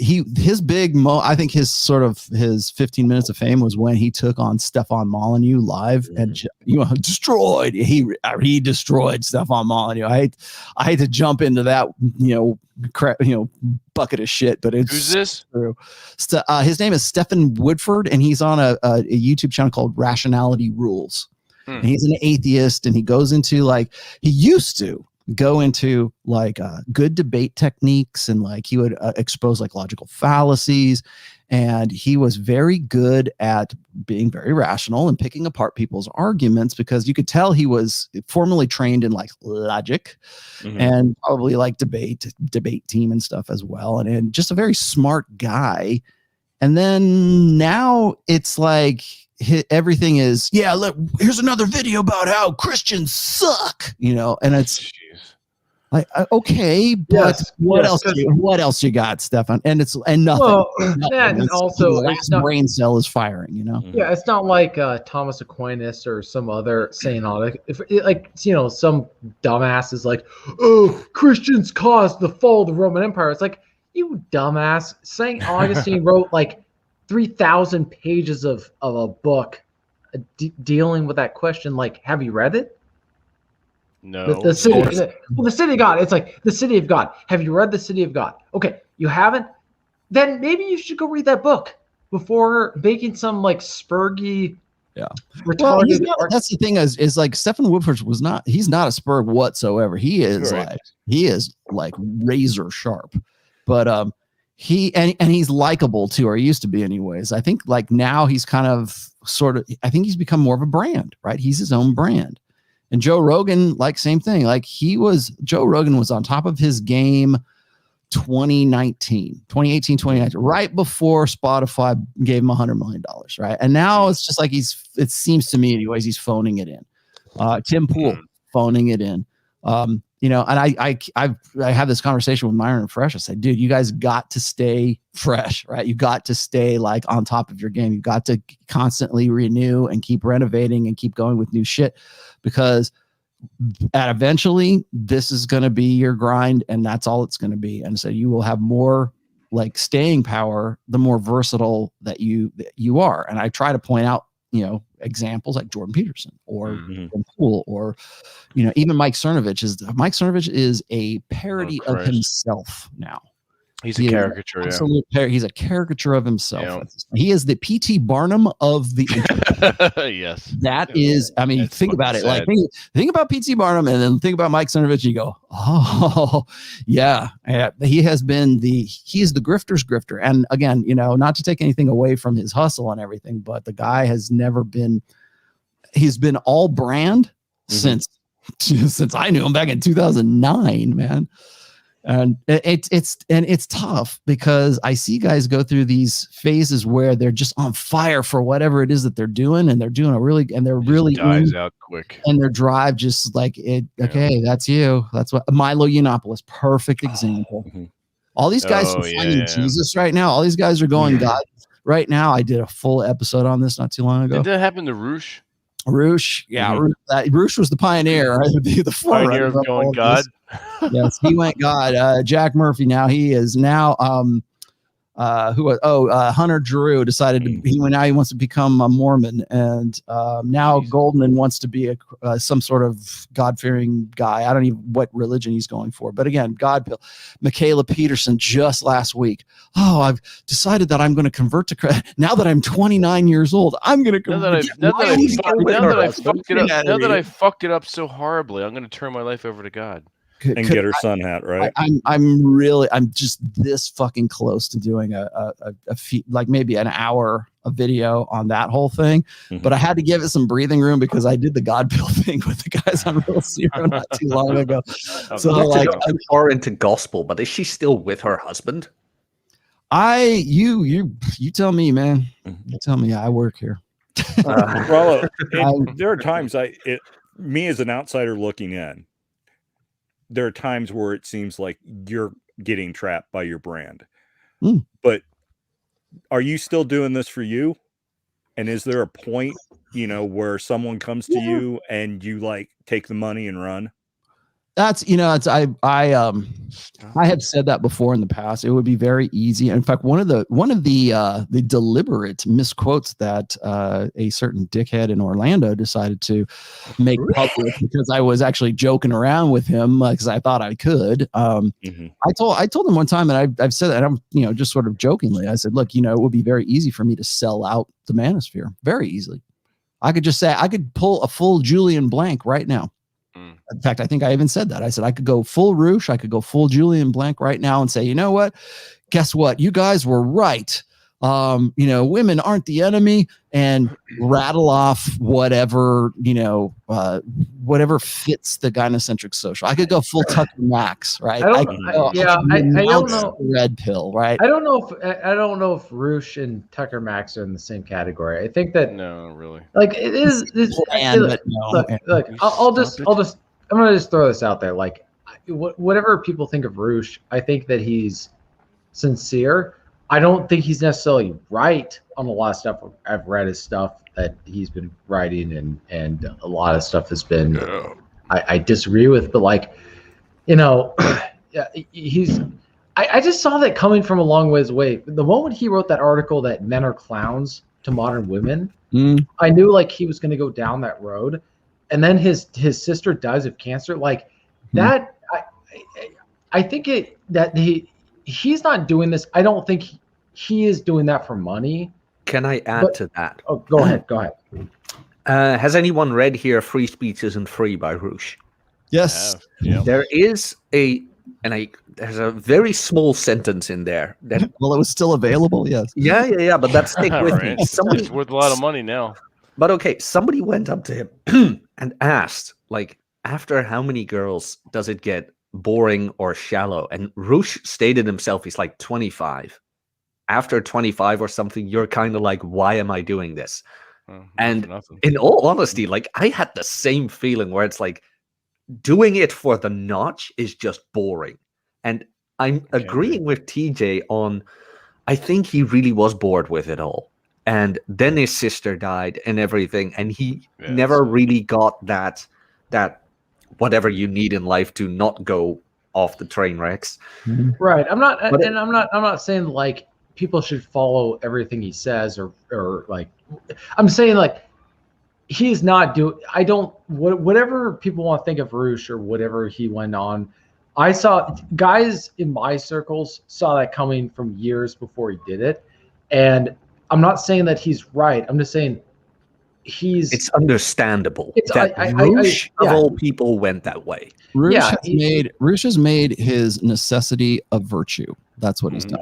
Well, one person described it well. He said that Roosh, and I've read a lot of Roosh's stuff. I'm not claiming to know the guy, and there by the grace of God walk I. The future of the Manosphere, still the best. No, the future of game. The future of game. That was his best article. Rolo, you and I reviewed that.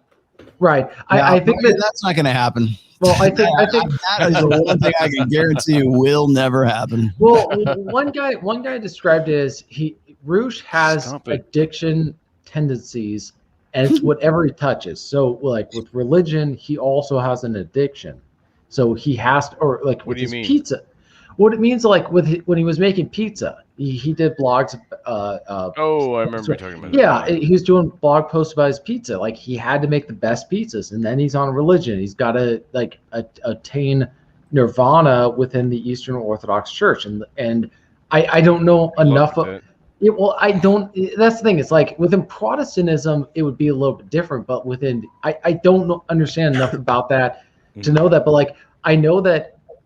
It reminds me of that John Candy quote from the movie Cruel Runnings. Like, if you're not enough without it, you'll never be enough. Coffee? Well, no, he says, because he goes, like, why did you cheat? And he goes, I had to win. And he goes, no, dude, you had 2 gold medals. You had it all. And he goes, a gold medal is a wonderful thing. But if you're not enough without it, you'll never be enough with it. And I think that for some men, it's not... Nothing is ever enough. The world is not enough, Mr. Bond. Yes. No. That very good, Jack. That is the quote for these guys. The life motto is the world is not enough. Like nothing will ever be enough for these guys. They're always moving on to something else. And the problem is that people look at that as reflective of, for some men, one woman is enough. For some men, whatever church they get involved in is enough. Like some men are satisfied very easily, and other men will this world is never going to be right for them. That's an interesting one, TJ. I had that discussion. We had no, it wasn't really a discussion, but I had the question piece, sort of say, with my former main play, and we asked each other where it's like, do you know what you want if you haven't experienced something else? And you mentioned the whole the one wife or multiple wives things. How many guys on this planet go without ever having a threesome, never knowing what it's like? And do they really know if it's just one woman they want, never having experienced that? And then you get to what Rolo is saying, making your necessity a virtue. And then it becomes a very interesting thing. Well, I think that's where it gets really confusing for a lot of people, is that there are some guys, some men, who are satisfied with, like they're just content. Like, give me a woman who is not obese, doesn't look like some fat ass, and is willing to have my kids, and like they're sasatisfied. And then there's some guys. That because they've rarely had any other experience. Well, I was talking. You'd rather be happy, or would you rather be right?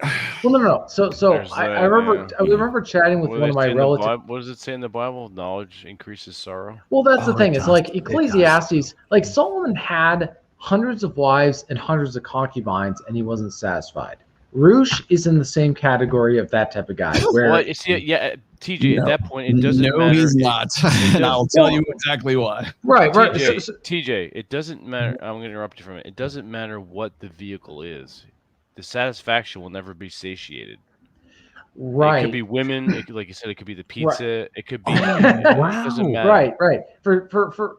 And so, like, I remember. No. You know what? It just hit me. Well, no. Like, I remember when I was a kid, my parents told me that they would give, for some people. You were a kid, like what, a couple years ago? No. I'm talking about it's about options and choices. Like when I was a kid, and we would have Christmas presents, I just needed one. That's all I needed. No, you didn't. Like, yes, they said one gift was enough. Other No. kids needed more, and especially nowadays, they like need more. I You was should have okay told, with you should have told them. Well, yeah, we'll name 2 of them. Wait. I think I just got it. It just hit me. Rolo is right, and he must have heard this 1,000 times. But okay, hear me out. Who saved that clip? Okay, the normal human state is discontentment. Yes. Yeah. Men, like humans in general, will never be content. And It's what's amplified a lot of happening guys. now is Yeah. to find a cope for that discontentment. And apologies for the feature, word not cope, bug. it's for lack of better term. Well, what's funny is I was chatting with a relative of mine who's an artist, and she and I are like 20 years apart. But she said, you know, TJ, you can't be productive as an artist if you're content. Yeah. And I said that I'm like, yeah, and I think that No she's one from who's a fa- creative well, is content. Well, that's the thing. TJ. It's like, Are you content? no, that's the point. Like Exactly. I think that she was saying something to me that she had not, like, she was not getting reaffirmed from her family. Stop no- fapping, TJ. I'm slapping my hands together. He's trying to get it out of the way before November. Slap it at ass. Yeah, get it in now. You got 3 more days, 4 more days. You dorks. No, like she'd been trying to convey to me what I think members in her family had not understood. I'm like, yes, I get it. Like being an artist. Cheetos. What?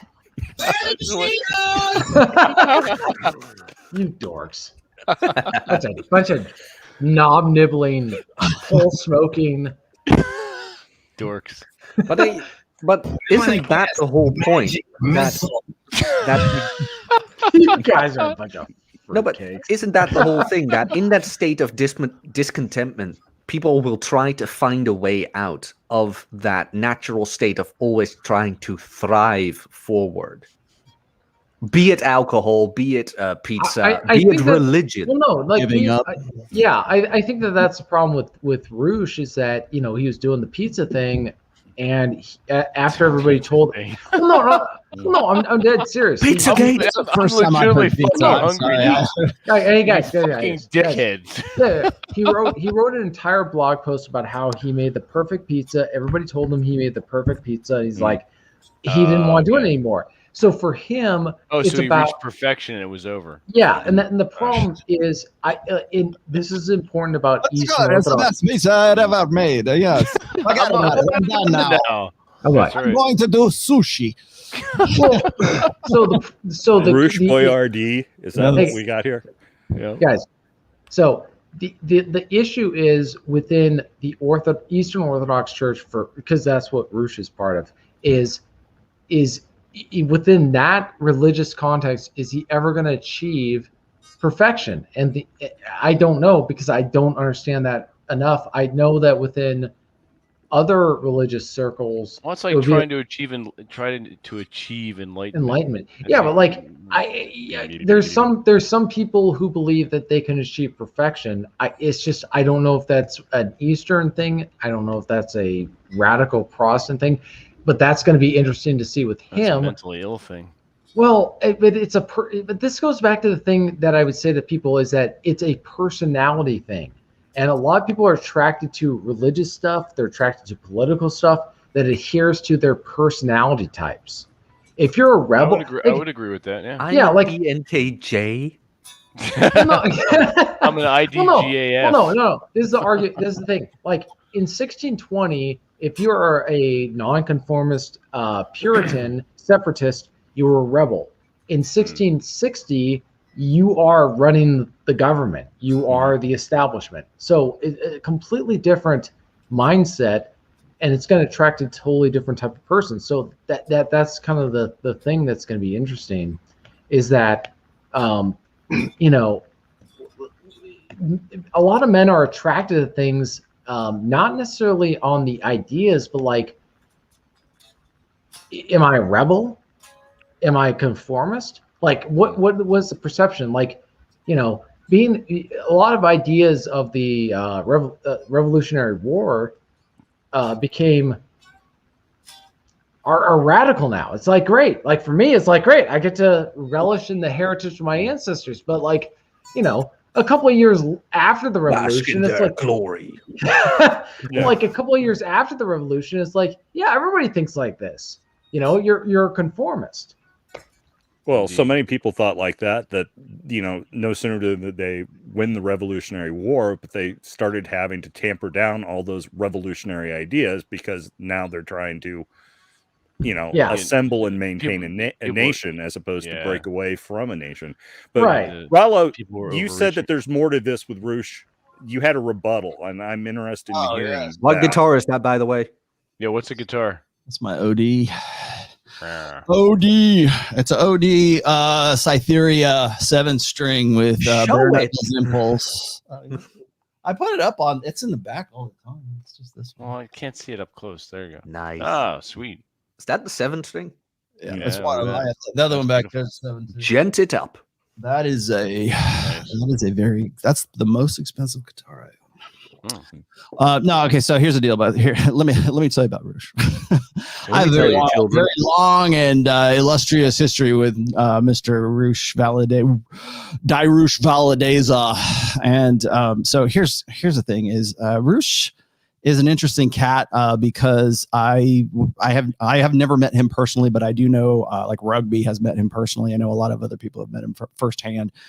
And they, even back in the day when he was sort of in his heyday, people kind of looked at him as if like, he's got a little, everybody's a little bit on the spectrum. Like he's on the spectrum, right?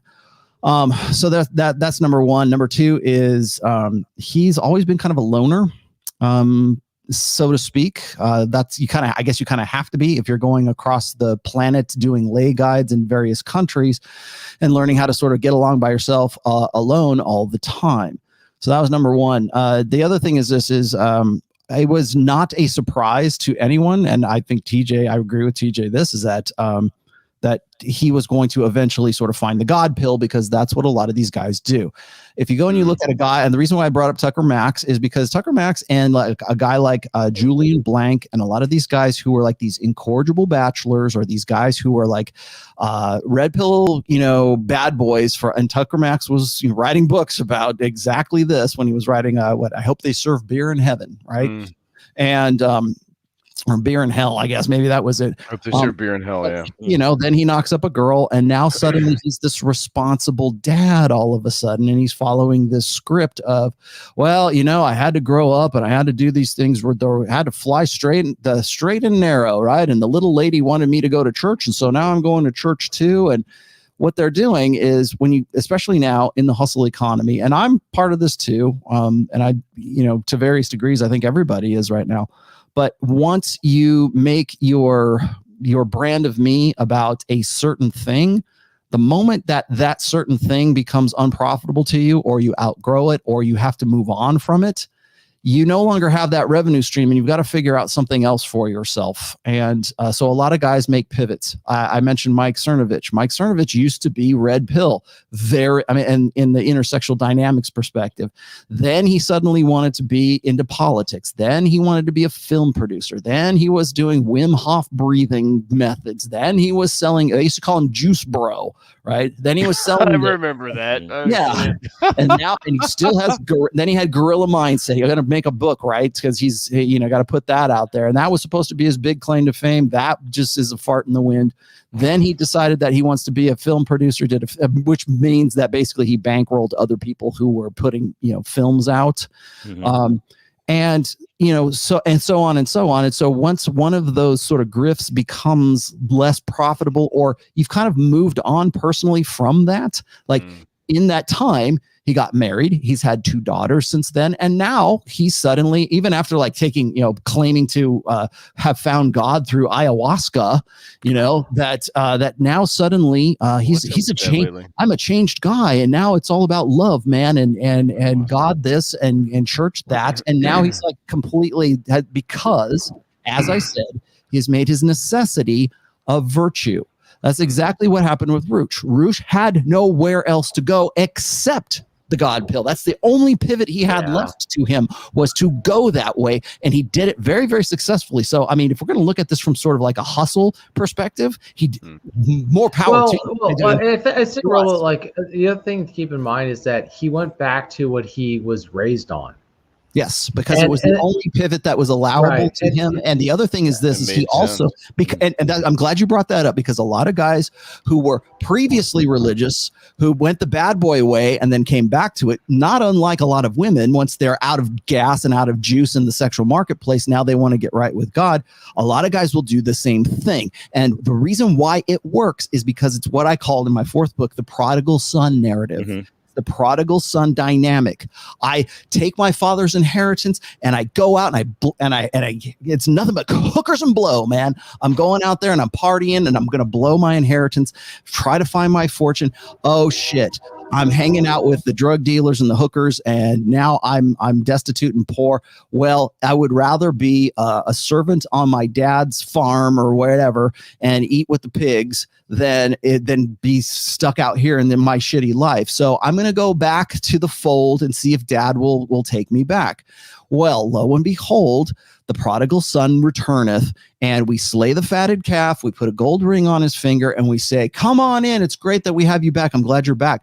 And the reason why the prodigal son narrative is so it's so seductive and it's so it works as a pivot is because it not only confirms that guy coming back to the fold and like being welcomed back, but it also confirms the believers who never left the faith in the first place. Mm-hmm. But when see, we told you so. But come on back, open arms right now. It doesn't matter that your notch count is like in the quadruple digits. Come on back. As long as you say the right things and as long as you seem sincere, we're good with that, because the prodigal son hath returneth, and it confirms their faith in that particular belief set. And it doesn't have to be religion. It can be suddenly you've decided to become a Republican from being a Democrat. You can go from to being very gynocentric, and now you're welcome back into the fold. Well, I can say that I'm probably the exception, but I'm one of those guys. Yes, you are, TK. Yeah.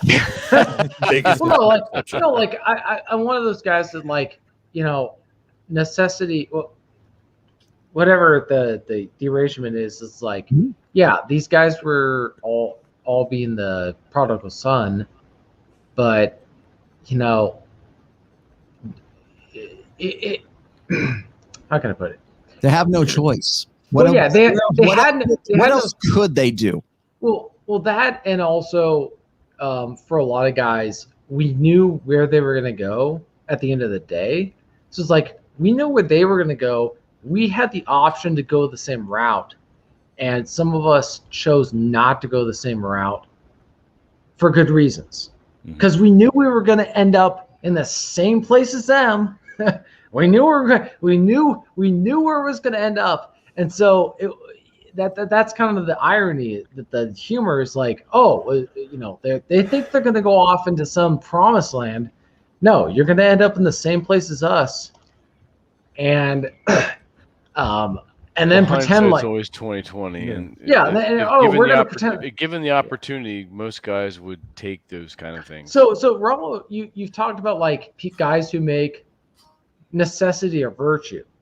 Some guys, not a lot, very few, made virtue a necessity, and the problem is they got confused and mixed up with the same type of guys who made necessity a virtue. And that's the problem. Can I just say that? Oh, go ahead. Can I just say that if Rolo decides not to go red pill, he goes full PewDiePie and just makes videos of whatever he wants? Warhammer, guitar, metal. Rolo painting Warhammer videos.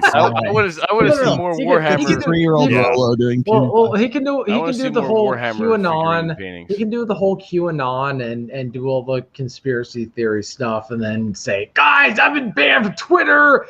Donate to my Patreon. Nah, more Warhammer role miniature. See, I mentioned this in the book as well. Is like, if I were part of the Eastern Orthodox Church or whatever it is, like, and I don't care what, even the Mormons and like Hunter Drew and some of these other guys, right? If I was sincerely, that was my faith, right? Like, that was my personal faith, I would be from my perspective anyways, I would be very offended that a guy like that has suddenly decided conveniently at the 0 hour decide that now he's suddenly going to return back to the and so but and here's the thing, and this is the kicker in the whole thing of the prodigal son is you can't say he's not sincere. Because the moment you say that this guy's a bad guy, he's full of shit. He's actually just trying to pivot for his brand. The moment you do that, it's a question of your conviction and a question of your faith at that point. Because if that's not the case, then looks like if you can't welcome him back into the fold, then it looks like it's questioning your conviction as opposed to because you're questioning a sincere. Oh well, maybe he did talk to God. Maybe he took magic mushrooms and saw God and turned this Black Sabbath on 78 speed, and suddenly he's converted to. Well, that's a nice thing about my faith. I don't have to worry about that. There's so few of us that like with the Mormons or the Eastern Orthodox, they it's inevitable. Roosh was going to go back to leaves. Like they've got such structures in place that when these guys go back, it's inevitable at some point. But for my people, it's not. So that's the nice. My people. Me people. What do you mean we people? My people. What do you mean we, white man? Yeah. Well, in the hustle economy where brand is everything, where do you go from here when the God pill isn't successful anymore? Yeah, where's the pivot? What's the next pivot? Where do you go? Kill yourself. Well, I think honestly, I think that for guys like Roosh, my guess is it's honestly, I think that for him, I think LTD. Well, no. I think the fact that he's sincere, he is okay with being impoverished. I think he's okay with that because no, he's not. Because if he was okay with being impoverished, then how come I'm getting his emails from MailChimp and ConvertKit, and he's still on Twitter, on his YouTube channel, on everything else? He's still doing exactly what he was doing before. It's just a different. If the sincerity was there with anything, right, you would do it and not. You would disappear. Well, you would get a never job, hear from you again. Everything. The dude's worried about being the best pizza maker in the world. Wow. Why is he still? We'll know within a year or two. Dickheads. I don't think that's the addiction he needs to worry about. We'll know within a year or two because he'll just drop off the internet. No, he won't. Because he can't. No. He can't I'm just drop saying, off. I don't know. the I internet. don't. Where's the mute button? Okay, TJ, listen to me. Jack.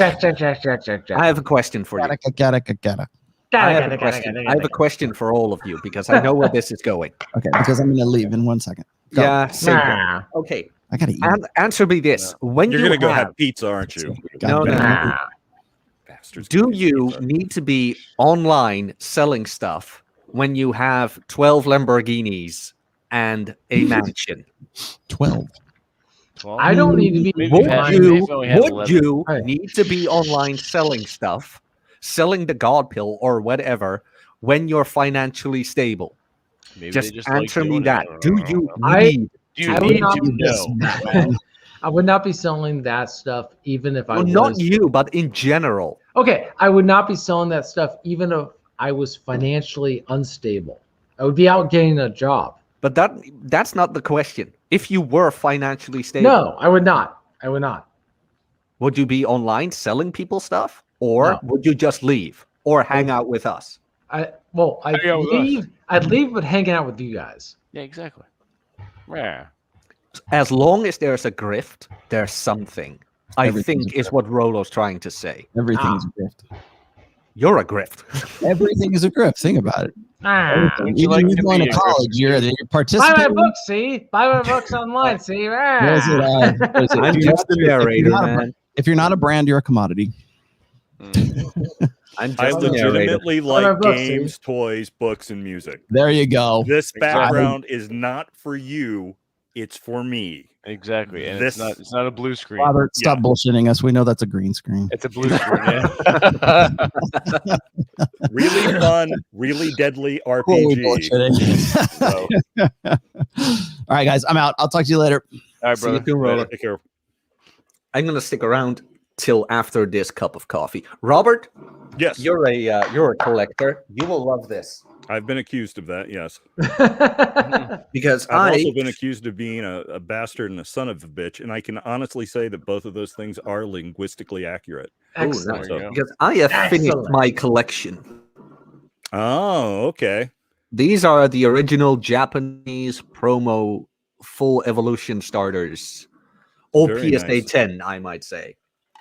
My older two boys have some original first series Japanese Pokemon cards. Oh, nice. Because my eldest son is 31 now. So yeah, he grew up with it.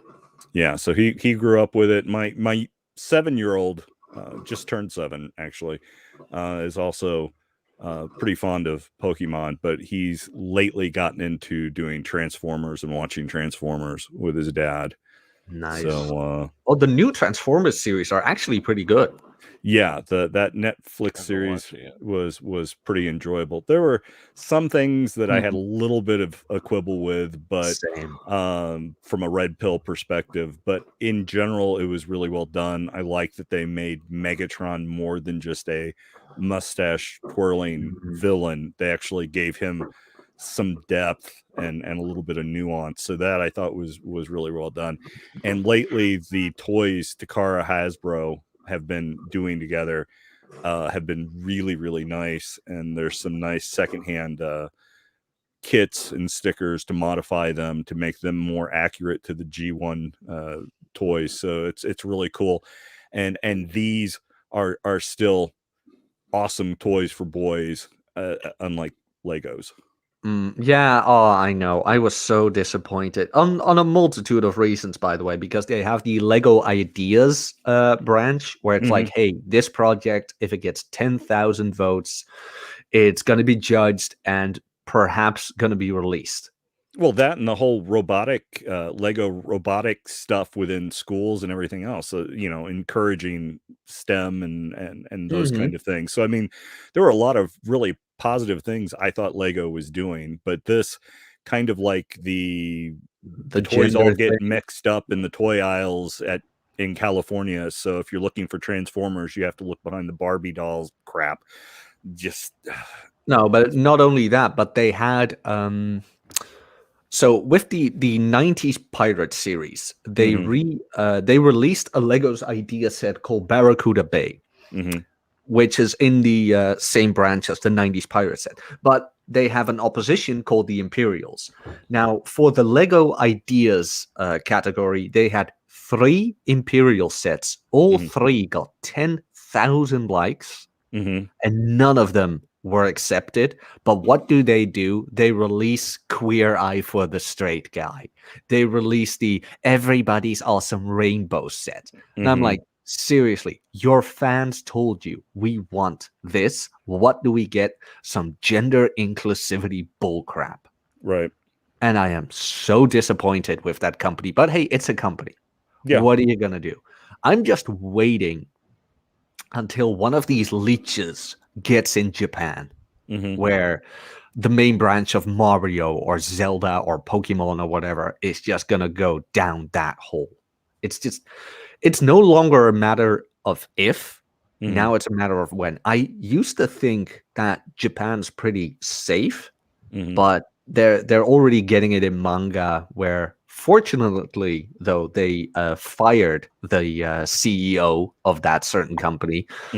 But the thought process is already in manga where it's like, no, we need to appeal to a Western audience. Like, now these guys are getting fired, but there's more of them. So it's just that's something I saw earlier on in like the Sentai shows, the stuff that got brought over and turned into Power Rangers, that they started doing some things in Japan to make it easier for for Saban or whomever to Americanize the show, and also the demographics have changed a bit, because originally Sentai shows were directly targeted to young little Japanese boys to teach them Japanese cultural lessons about the importance of the team and obeying your leaders and so on and so forth. And that even, when you're the rebel Black Ranger, you still eventually do what the leader wants you to do for the good of the team. And now that girls and Westerners are watching it, the actors have gone from being, especially in like a series like Kamen Rider, which is not necessarily a Sentai show, but a tokusatsu series. Instead of very masculine Japanese men as heroes and ideas, they've become feminized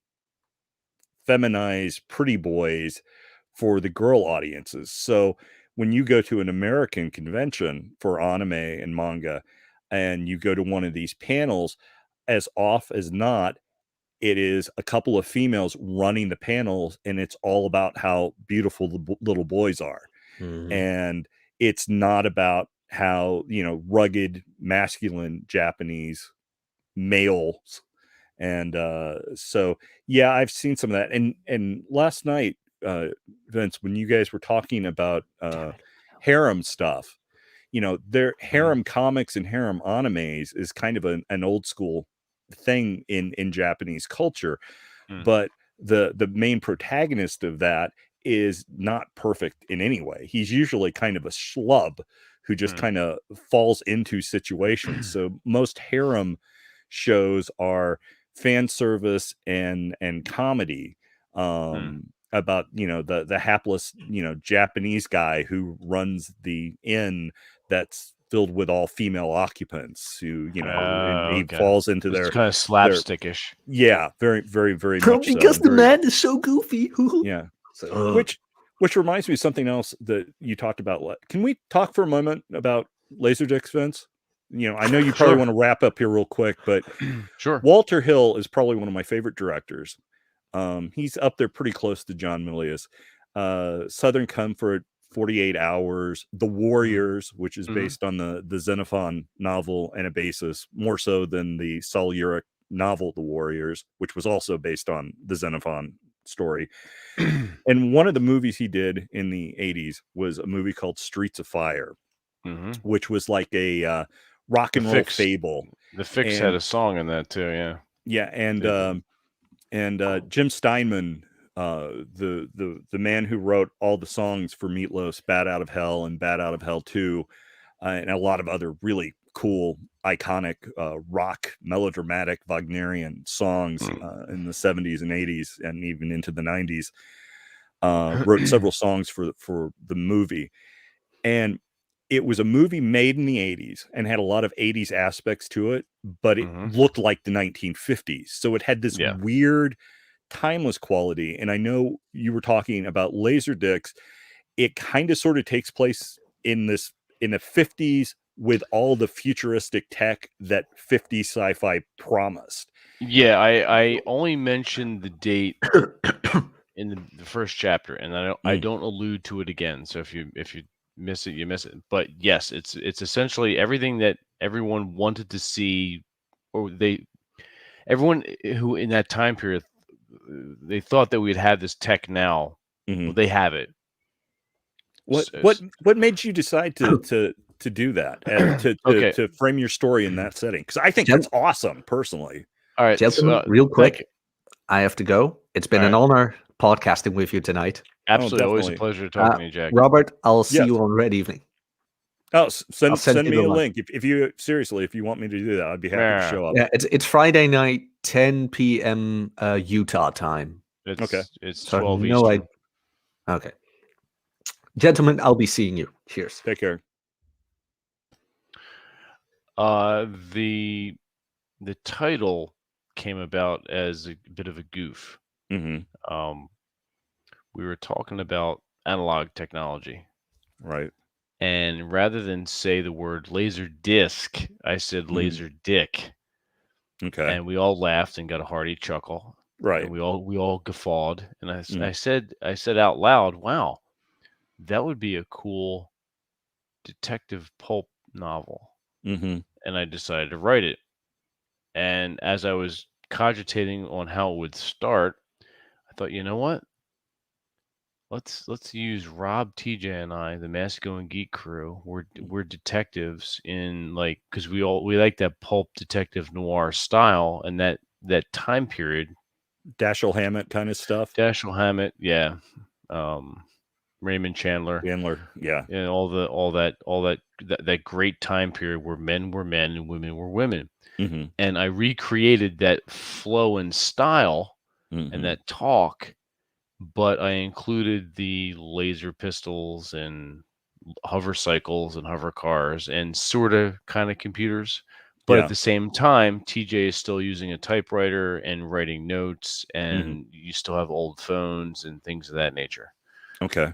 So, yeah.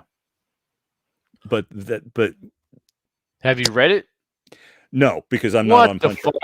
Because I had a choice, and I decided to put my money where my mouth was. And since you were having me a guest so often on Masculine Geek, there were only a couple spots left, and I took one of them. You did. You one of the last few of Masculine Geek Life. Which anyone who wants to join, there's only I think there's two. Only actually might be one left, but one or two slots left. One less too. Yeah, I think there might be one slot left for Masculine Geek Life. You're missing out. That's all I can say. Yeah, we had a great. You'd set up a really great show last Saturday for the Fortress/Zoom meeting. Yeah, we had Zan Perion on. Yeah, so which was really good. It was nice conversing with him. He seems like a really cool cat. So it'd be cool to get to write because he's a gamer too. He's a huge tabletop gamer and a huge PC gamer. It'd be cool to sit down and have a pizza and have a beer or a glass of wine and play a game. I'd love to take some of my costumes over to Romania and do a photo shoot over there. That would be awesome. But no, just picking that 50s aesthetic. So besides you wanted to pick a time period that reflected the style of your writing as where the story took place. Correct. Okay. No, I just thought that was a really cool. Conceptually, I just thought that was really cool. Thank you. And Streets of Fire is one of those movies I really like and was absolutely bombed at the box office, but has become kind of a cult classic, kind of like it is good, especially the fight at the end. Oh yeah. Who doesn't like men fighting with sledgehammers? I know, How awesome right? is fucking that? Fantastic. It's a great fucking movie. Go see it if you haven't checked it out. And Laserdisc is going to be published as a novel. It will be, yes. The next it's being serialized right now in Punch Right magazine that Nick August produces. And this November will be chapter 9 and December will be the final chapter 10. It'll put it at about 25,000 words, which will be a medium-sized novella. Cool. So yes, and once that's done, probably see that being published the first of the year. I wanted to get it out in December. It's not going to happen. I want to make sure it's in Punch Right for a while, and I need to get it. I'm not sure whether I'm going commercial as far as publishing it, or I'm going to do it myself. I have no idea. Okay. Well, I definitely want to get a copy because I'm looking forward to reading it because it sounds like fun. Just the stuff you guys have talked about and the things you've hinted, about, Aaron's appearance in it and other people's. So I'm just really looking forward to seeing if I can recognize. It's like, oh, yeah, that's Aaron. Aaron's part is a little subtle, but you'll probably pick it out. It's a goof on the Manosphere too, as being a gay bar, and Aaron runs it, and then that's absolutely brilliant. I like that. You. There you go. Bull Rush is in it. He's a bouncer for the Raven. Run by a femme fatale called Lara, and sort of my nemesis, but also my character has a relationship with her. Is she a Betty Page-ish sort of vixen? Sort of. Probably most of my characters, as far as females, will have that vibe. In fact, our secretary, and yes, it's a fucking secretary. Our secretary her name is Betty. Okay. Who makes really good fucking grilled cheese sandwiches for us. And other things. Bull Rush is in it. Red Crusader is in it.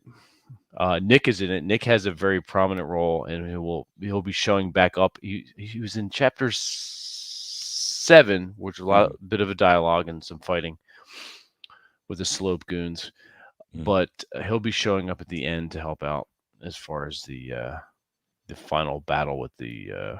Is he like an intrepid newsman or something like that for a local paper? Or no, who Nick? Yeah, no, Nick's character is called Papa Nick. Uh-huh. And he is a bit of a voodoo priest. Ah, okay. Yeah, so I'm actually weaving in a story arc with the Tesla and Malone series with the Laserdisc series, and you'll catch it in chat if you're reading chapter 7, you'll catch it. Okay. And if you've read Tesla and Malone, right, you'll be like, oh, okay, I know who that is. Which is the book that you already have published. Correct. The second, and like I said, the second one's done. It's fucking around with my book cover designer, trying to get him to light a fire under his ass. That's been finished. I had Nick do a final edit on it. I made some quick changes, but that's in the can. That's ready to go. But do you think it'll be published after the Laserdisc novel? That might be published around the same time. I may be releasing 2 books in January. We'll see. Oh wow. Okay. Yeah. So. Okay. And I have a few others in the pipeline. Yeah, I actually have it's called Genesis. It's a 5,000 or 6,000 word short story to Tesla and Malone. It happens in Nikola Tesla's youth, taking straight out of history and extemporizing with cool, cool shit. But that. My editor at the time had said she's like, look, this is a great chapter, but it doesn't belong in the story. Okay. This would be a great standalone or a flashback later. So I thought about let me use it as a standalone. I can either publish it for free or use it as like a promo material. And I wound up publishing it in Punch Riot. It's just called Genesis. It's called Genesis. Okay. Awesome. I was hoping we would get more of that Genesis story. What do you mean, Mictobus? The Tesla and Malone, when young Tesla? You want more of young Tesla? If that's what you're referring to. But along that, it was left on. Well, the cliffhanger. You're gonna get here. Here's what happens: is I took the Genesis story. Hang on a second, whilst I cough and die. Oh, no problem. So you have the Genesis story, then you've got Tesla and Malone. The end of the second novel kind of wraps that up. So you're that cliffhanger. There's a closure to that cliffhanger. So you're gonna find out exactly who that person is at the end of the second Tesla and Malone. That was introduced in Genesis, because that actually happened to Tesla's brother, Dane or Dane. Dane. He was killed by a horse. Yeah. So I twisted that a little bit. So you're gonna find out what happens with that at the end of the second one, and introduces some new characters: Teddy Roosevelt, Buffalo Bill, Annie Oakley, a sharpshooter from the Civil War. His name is Amos. He's in it, and it's really cool. When I have the book out, I'll market it, and you just buy it and read it. Yeah, awesome. It's good stuff. Yeah. All right. So, but yeah, Laserdisc. I appreciate the kind words, Robert. What I can do is when I'm finished, I will. Thank you, Mictobus. I appreciate it. It's nice to get feedback from readers that appreciate my work. I will send you a draft to Laserdisc, and you can do like a what they call beta read for me. Yeah, and that's just like, as you know, it's like, oh yeah, this is cool. I like the story. It read well. It flowed. And Mictobus, if you want to be a beta reader for Laserdisc, as far as like when I clean it up for novelization, I'll send that to you. Awesome. Looking forward to it. Cool. Thank you. I actually have to finish up Safety Doc's book for a review, and I plan since I have one of TJ's doing a review for him. And There you so I will do reviews for everybody's books when I finish reading them, but some things I have to read because I'm already being paid to read them. Exactly. And other things I'm crunching numbers for, or spending time negotiating with people in Japan for rare anime cells and other toys, not just for myself, but for a client. Right.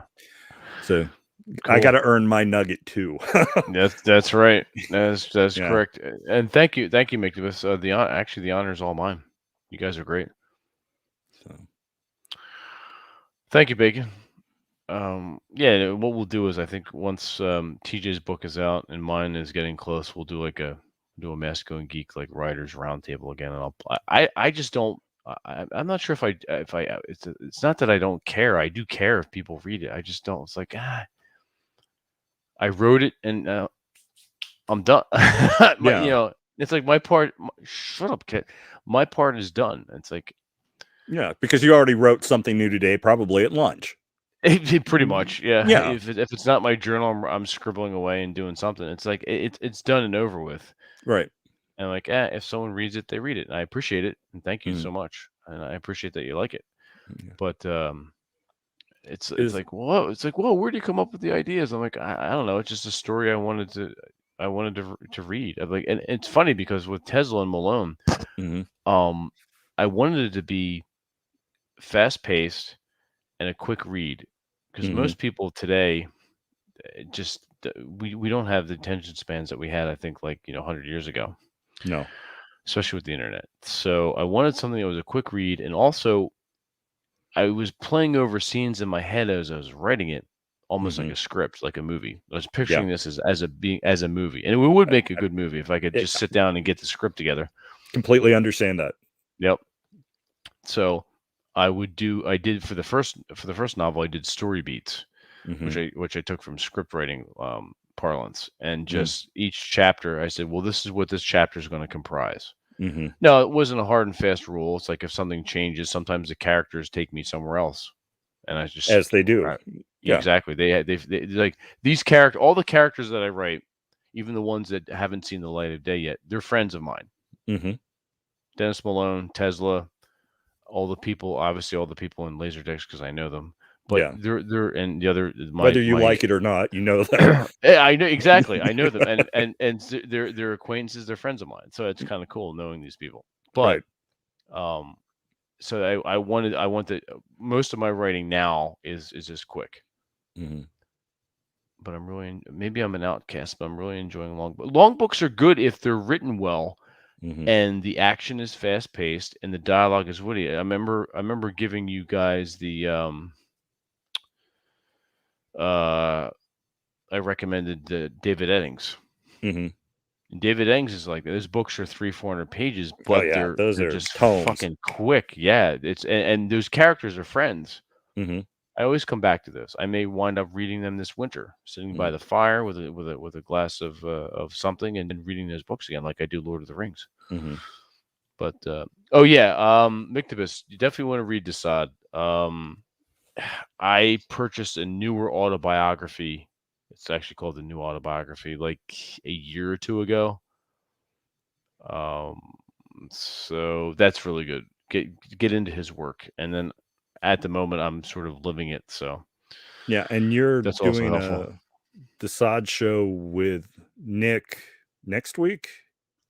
Yes, I think next Tuesday, because I've read the biography. I've read most of his work. I've delved into a lot of the cheesy movies that have been made about him, so I can talk about that. But including the one with Jeffrey Rush.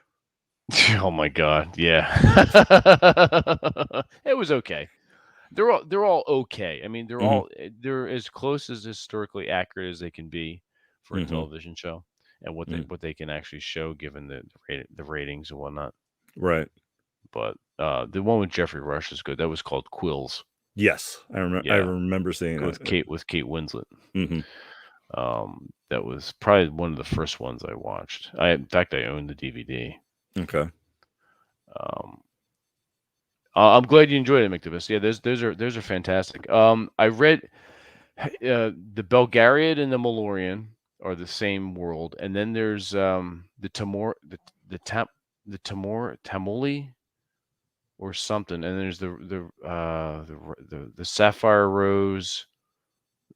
I forget the name of the series of that one with the knights. It very much mirrors sort of a Greek Roman with English knights. It's a weird amalgamation that he has together. It's pretty cool. They're called church knights, and the main characters are tells his name. Sparhawk is one of the main knights in that series. But it was sad to learn of his passing in mid 2000s.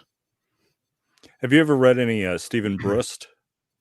I have not, but I've heard the name. Yeah, he has two different series of books that, well, he has several books, but there are two main series that take place in the same world. One is kind of takes place in the earlier history of the world, but it's called the Phoenix Guard, and it is basically written in the style of Dumas and the Three Musketeers, and it has that, don't use 2 words when 12 words will do. That very mellifluous, flowing, poetic, polite, language that I absolutely love and ruins me whenever I read it because I start trying to mimic the style. It's like Umberto Eco in The Name of the Rose. Yeah, very much so. Yep. And so I recommend that if you like the Three Musketeers and I do, yeah, Iron Mask and stuff like that, I would look into it. And then the Vlad Tautos stuff is just more pure fantasy in that same world, in that same setting, and it's a little bit easier to pick up on. So I would recommend any of those books, and you should be able to find them at used bookstores all over the place. So it shouldn't be particularly hard to find. And obviously, Vince, since you've got connections for finding unique books online and otherwise, it should be no difficulty for you at all. So no, I'll easily be able to pick this up. Thank you for the recommendations. I appreciate it. Not a problem. Cool. So well, I'm sure we're at 2:40. It's almost midnight. Yeah, I got a long day tomorrow. I've got some network appliances to swap out tomorrow evening after hours, so I'm going to be in work for a long time. So I'm get my ass to bed. But I do want to hang on after we stop broadcasting. I have something I want to run by. Yeah, we'll do. Thank you again for having me here. Sorry that the game didn't happen, but I still thought we had a really enjoyable show. I hope the audience enjoyed it as well. I had a blast being here. Oh yeah, these talks are great. I love them. I like hearing the interactions, just sitting back and listening. Yeah, that's cool. Yeah, cool. So everyone who's in the chat now and watching and listening, thank you so much for joining us. It's good to see you as always. Anyone who's watching later and have made it this far, thank you again for being basically a loyal follower and a loyal listener. Appreciate it. So until next time, which next time should be Wednesday, and we should pick up again with Drew's campaign of D&D. So keep those fires burning, keep that lead flying down range, never take any wooden nickels, and always, always keep that wine flowing. Rah.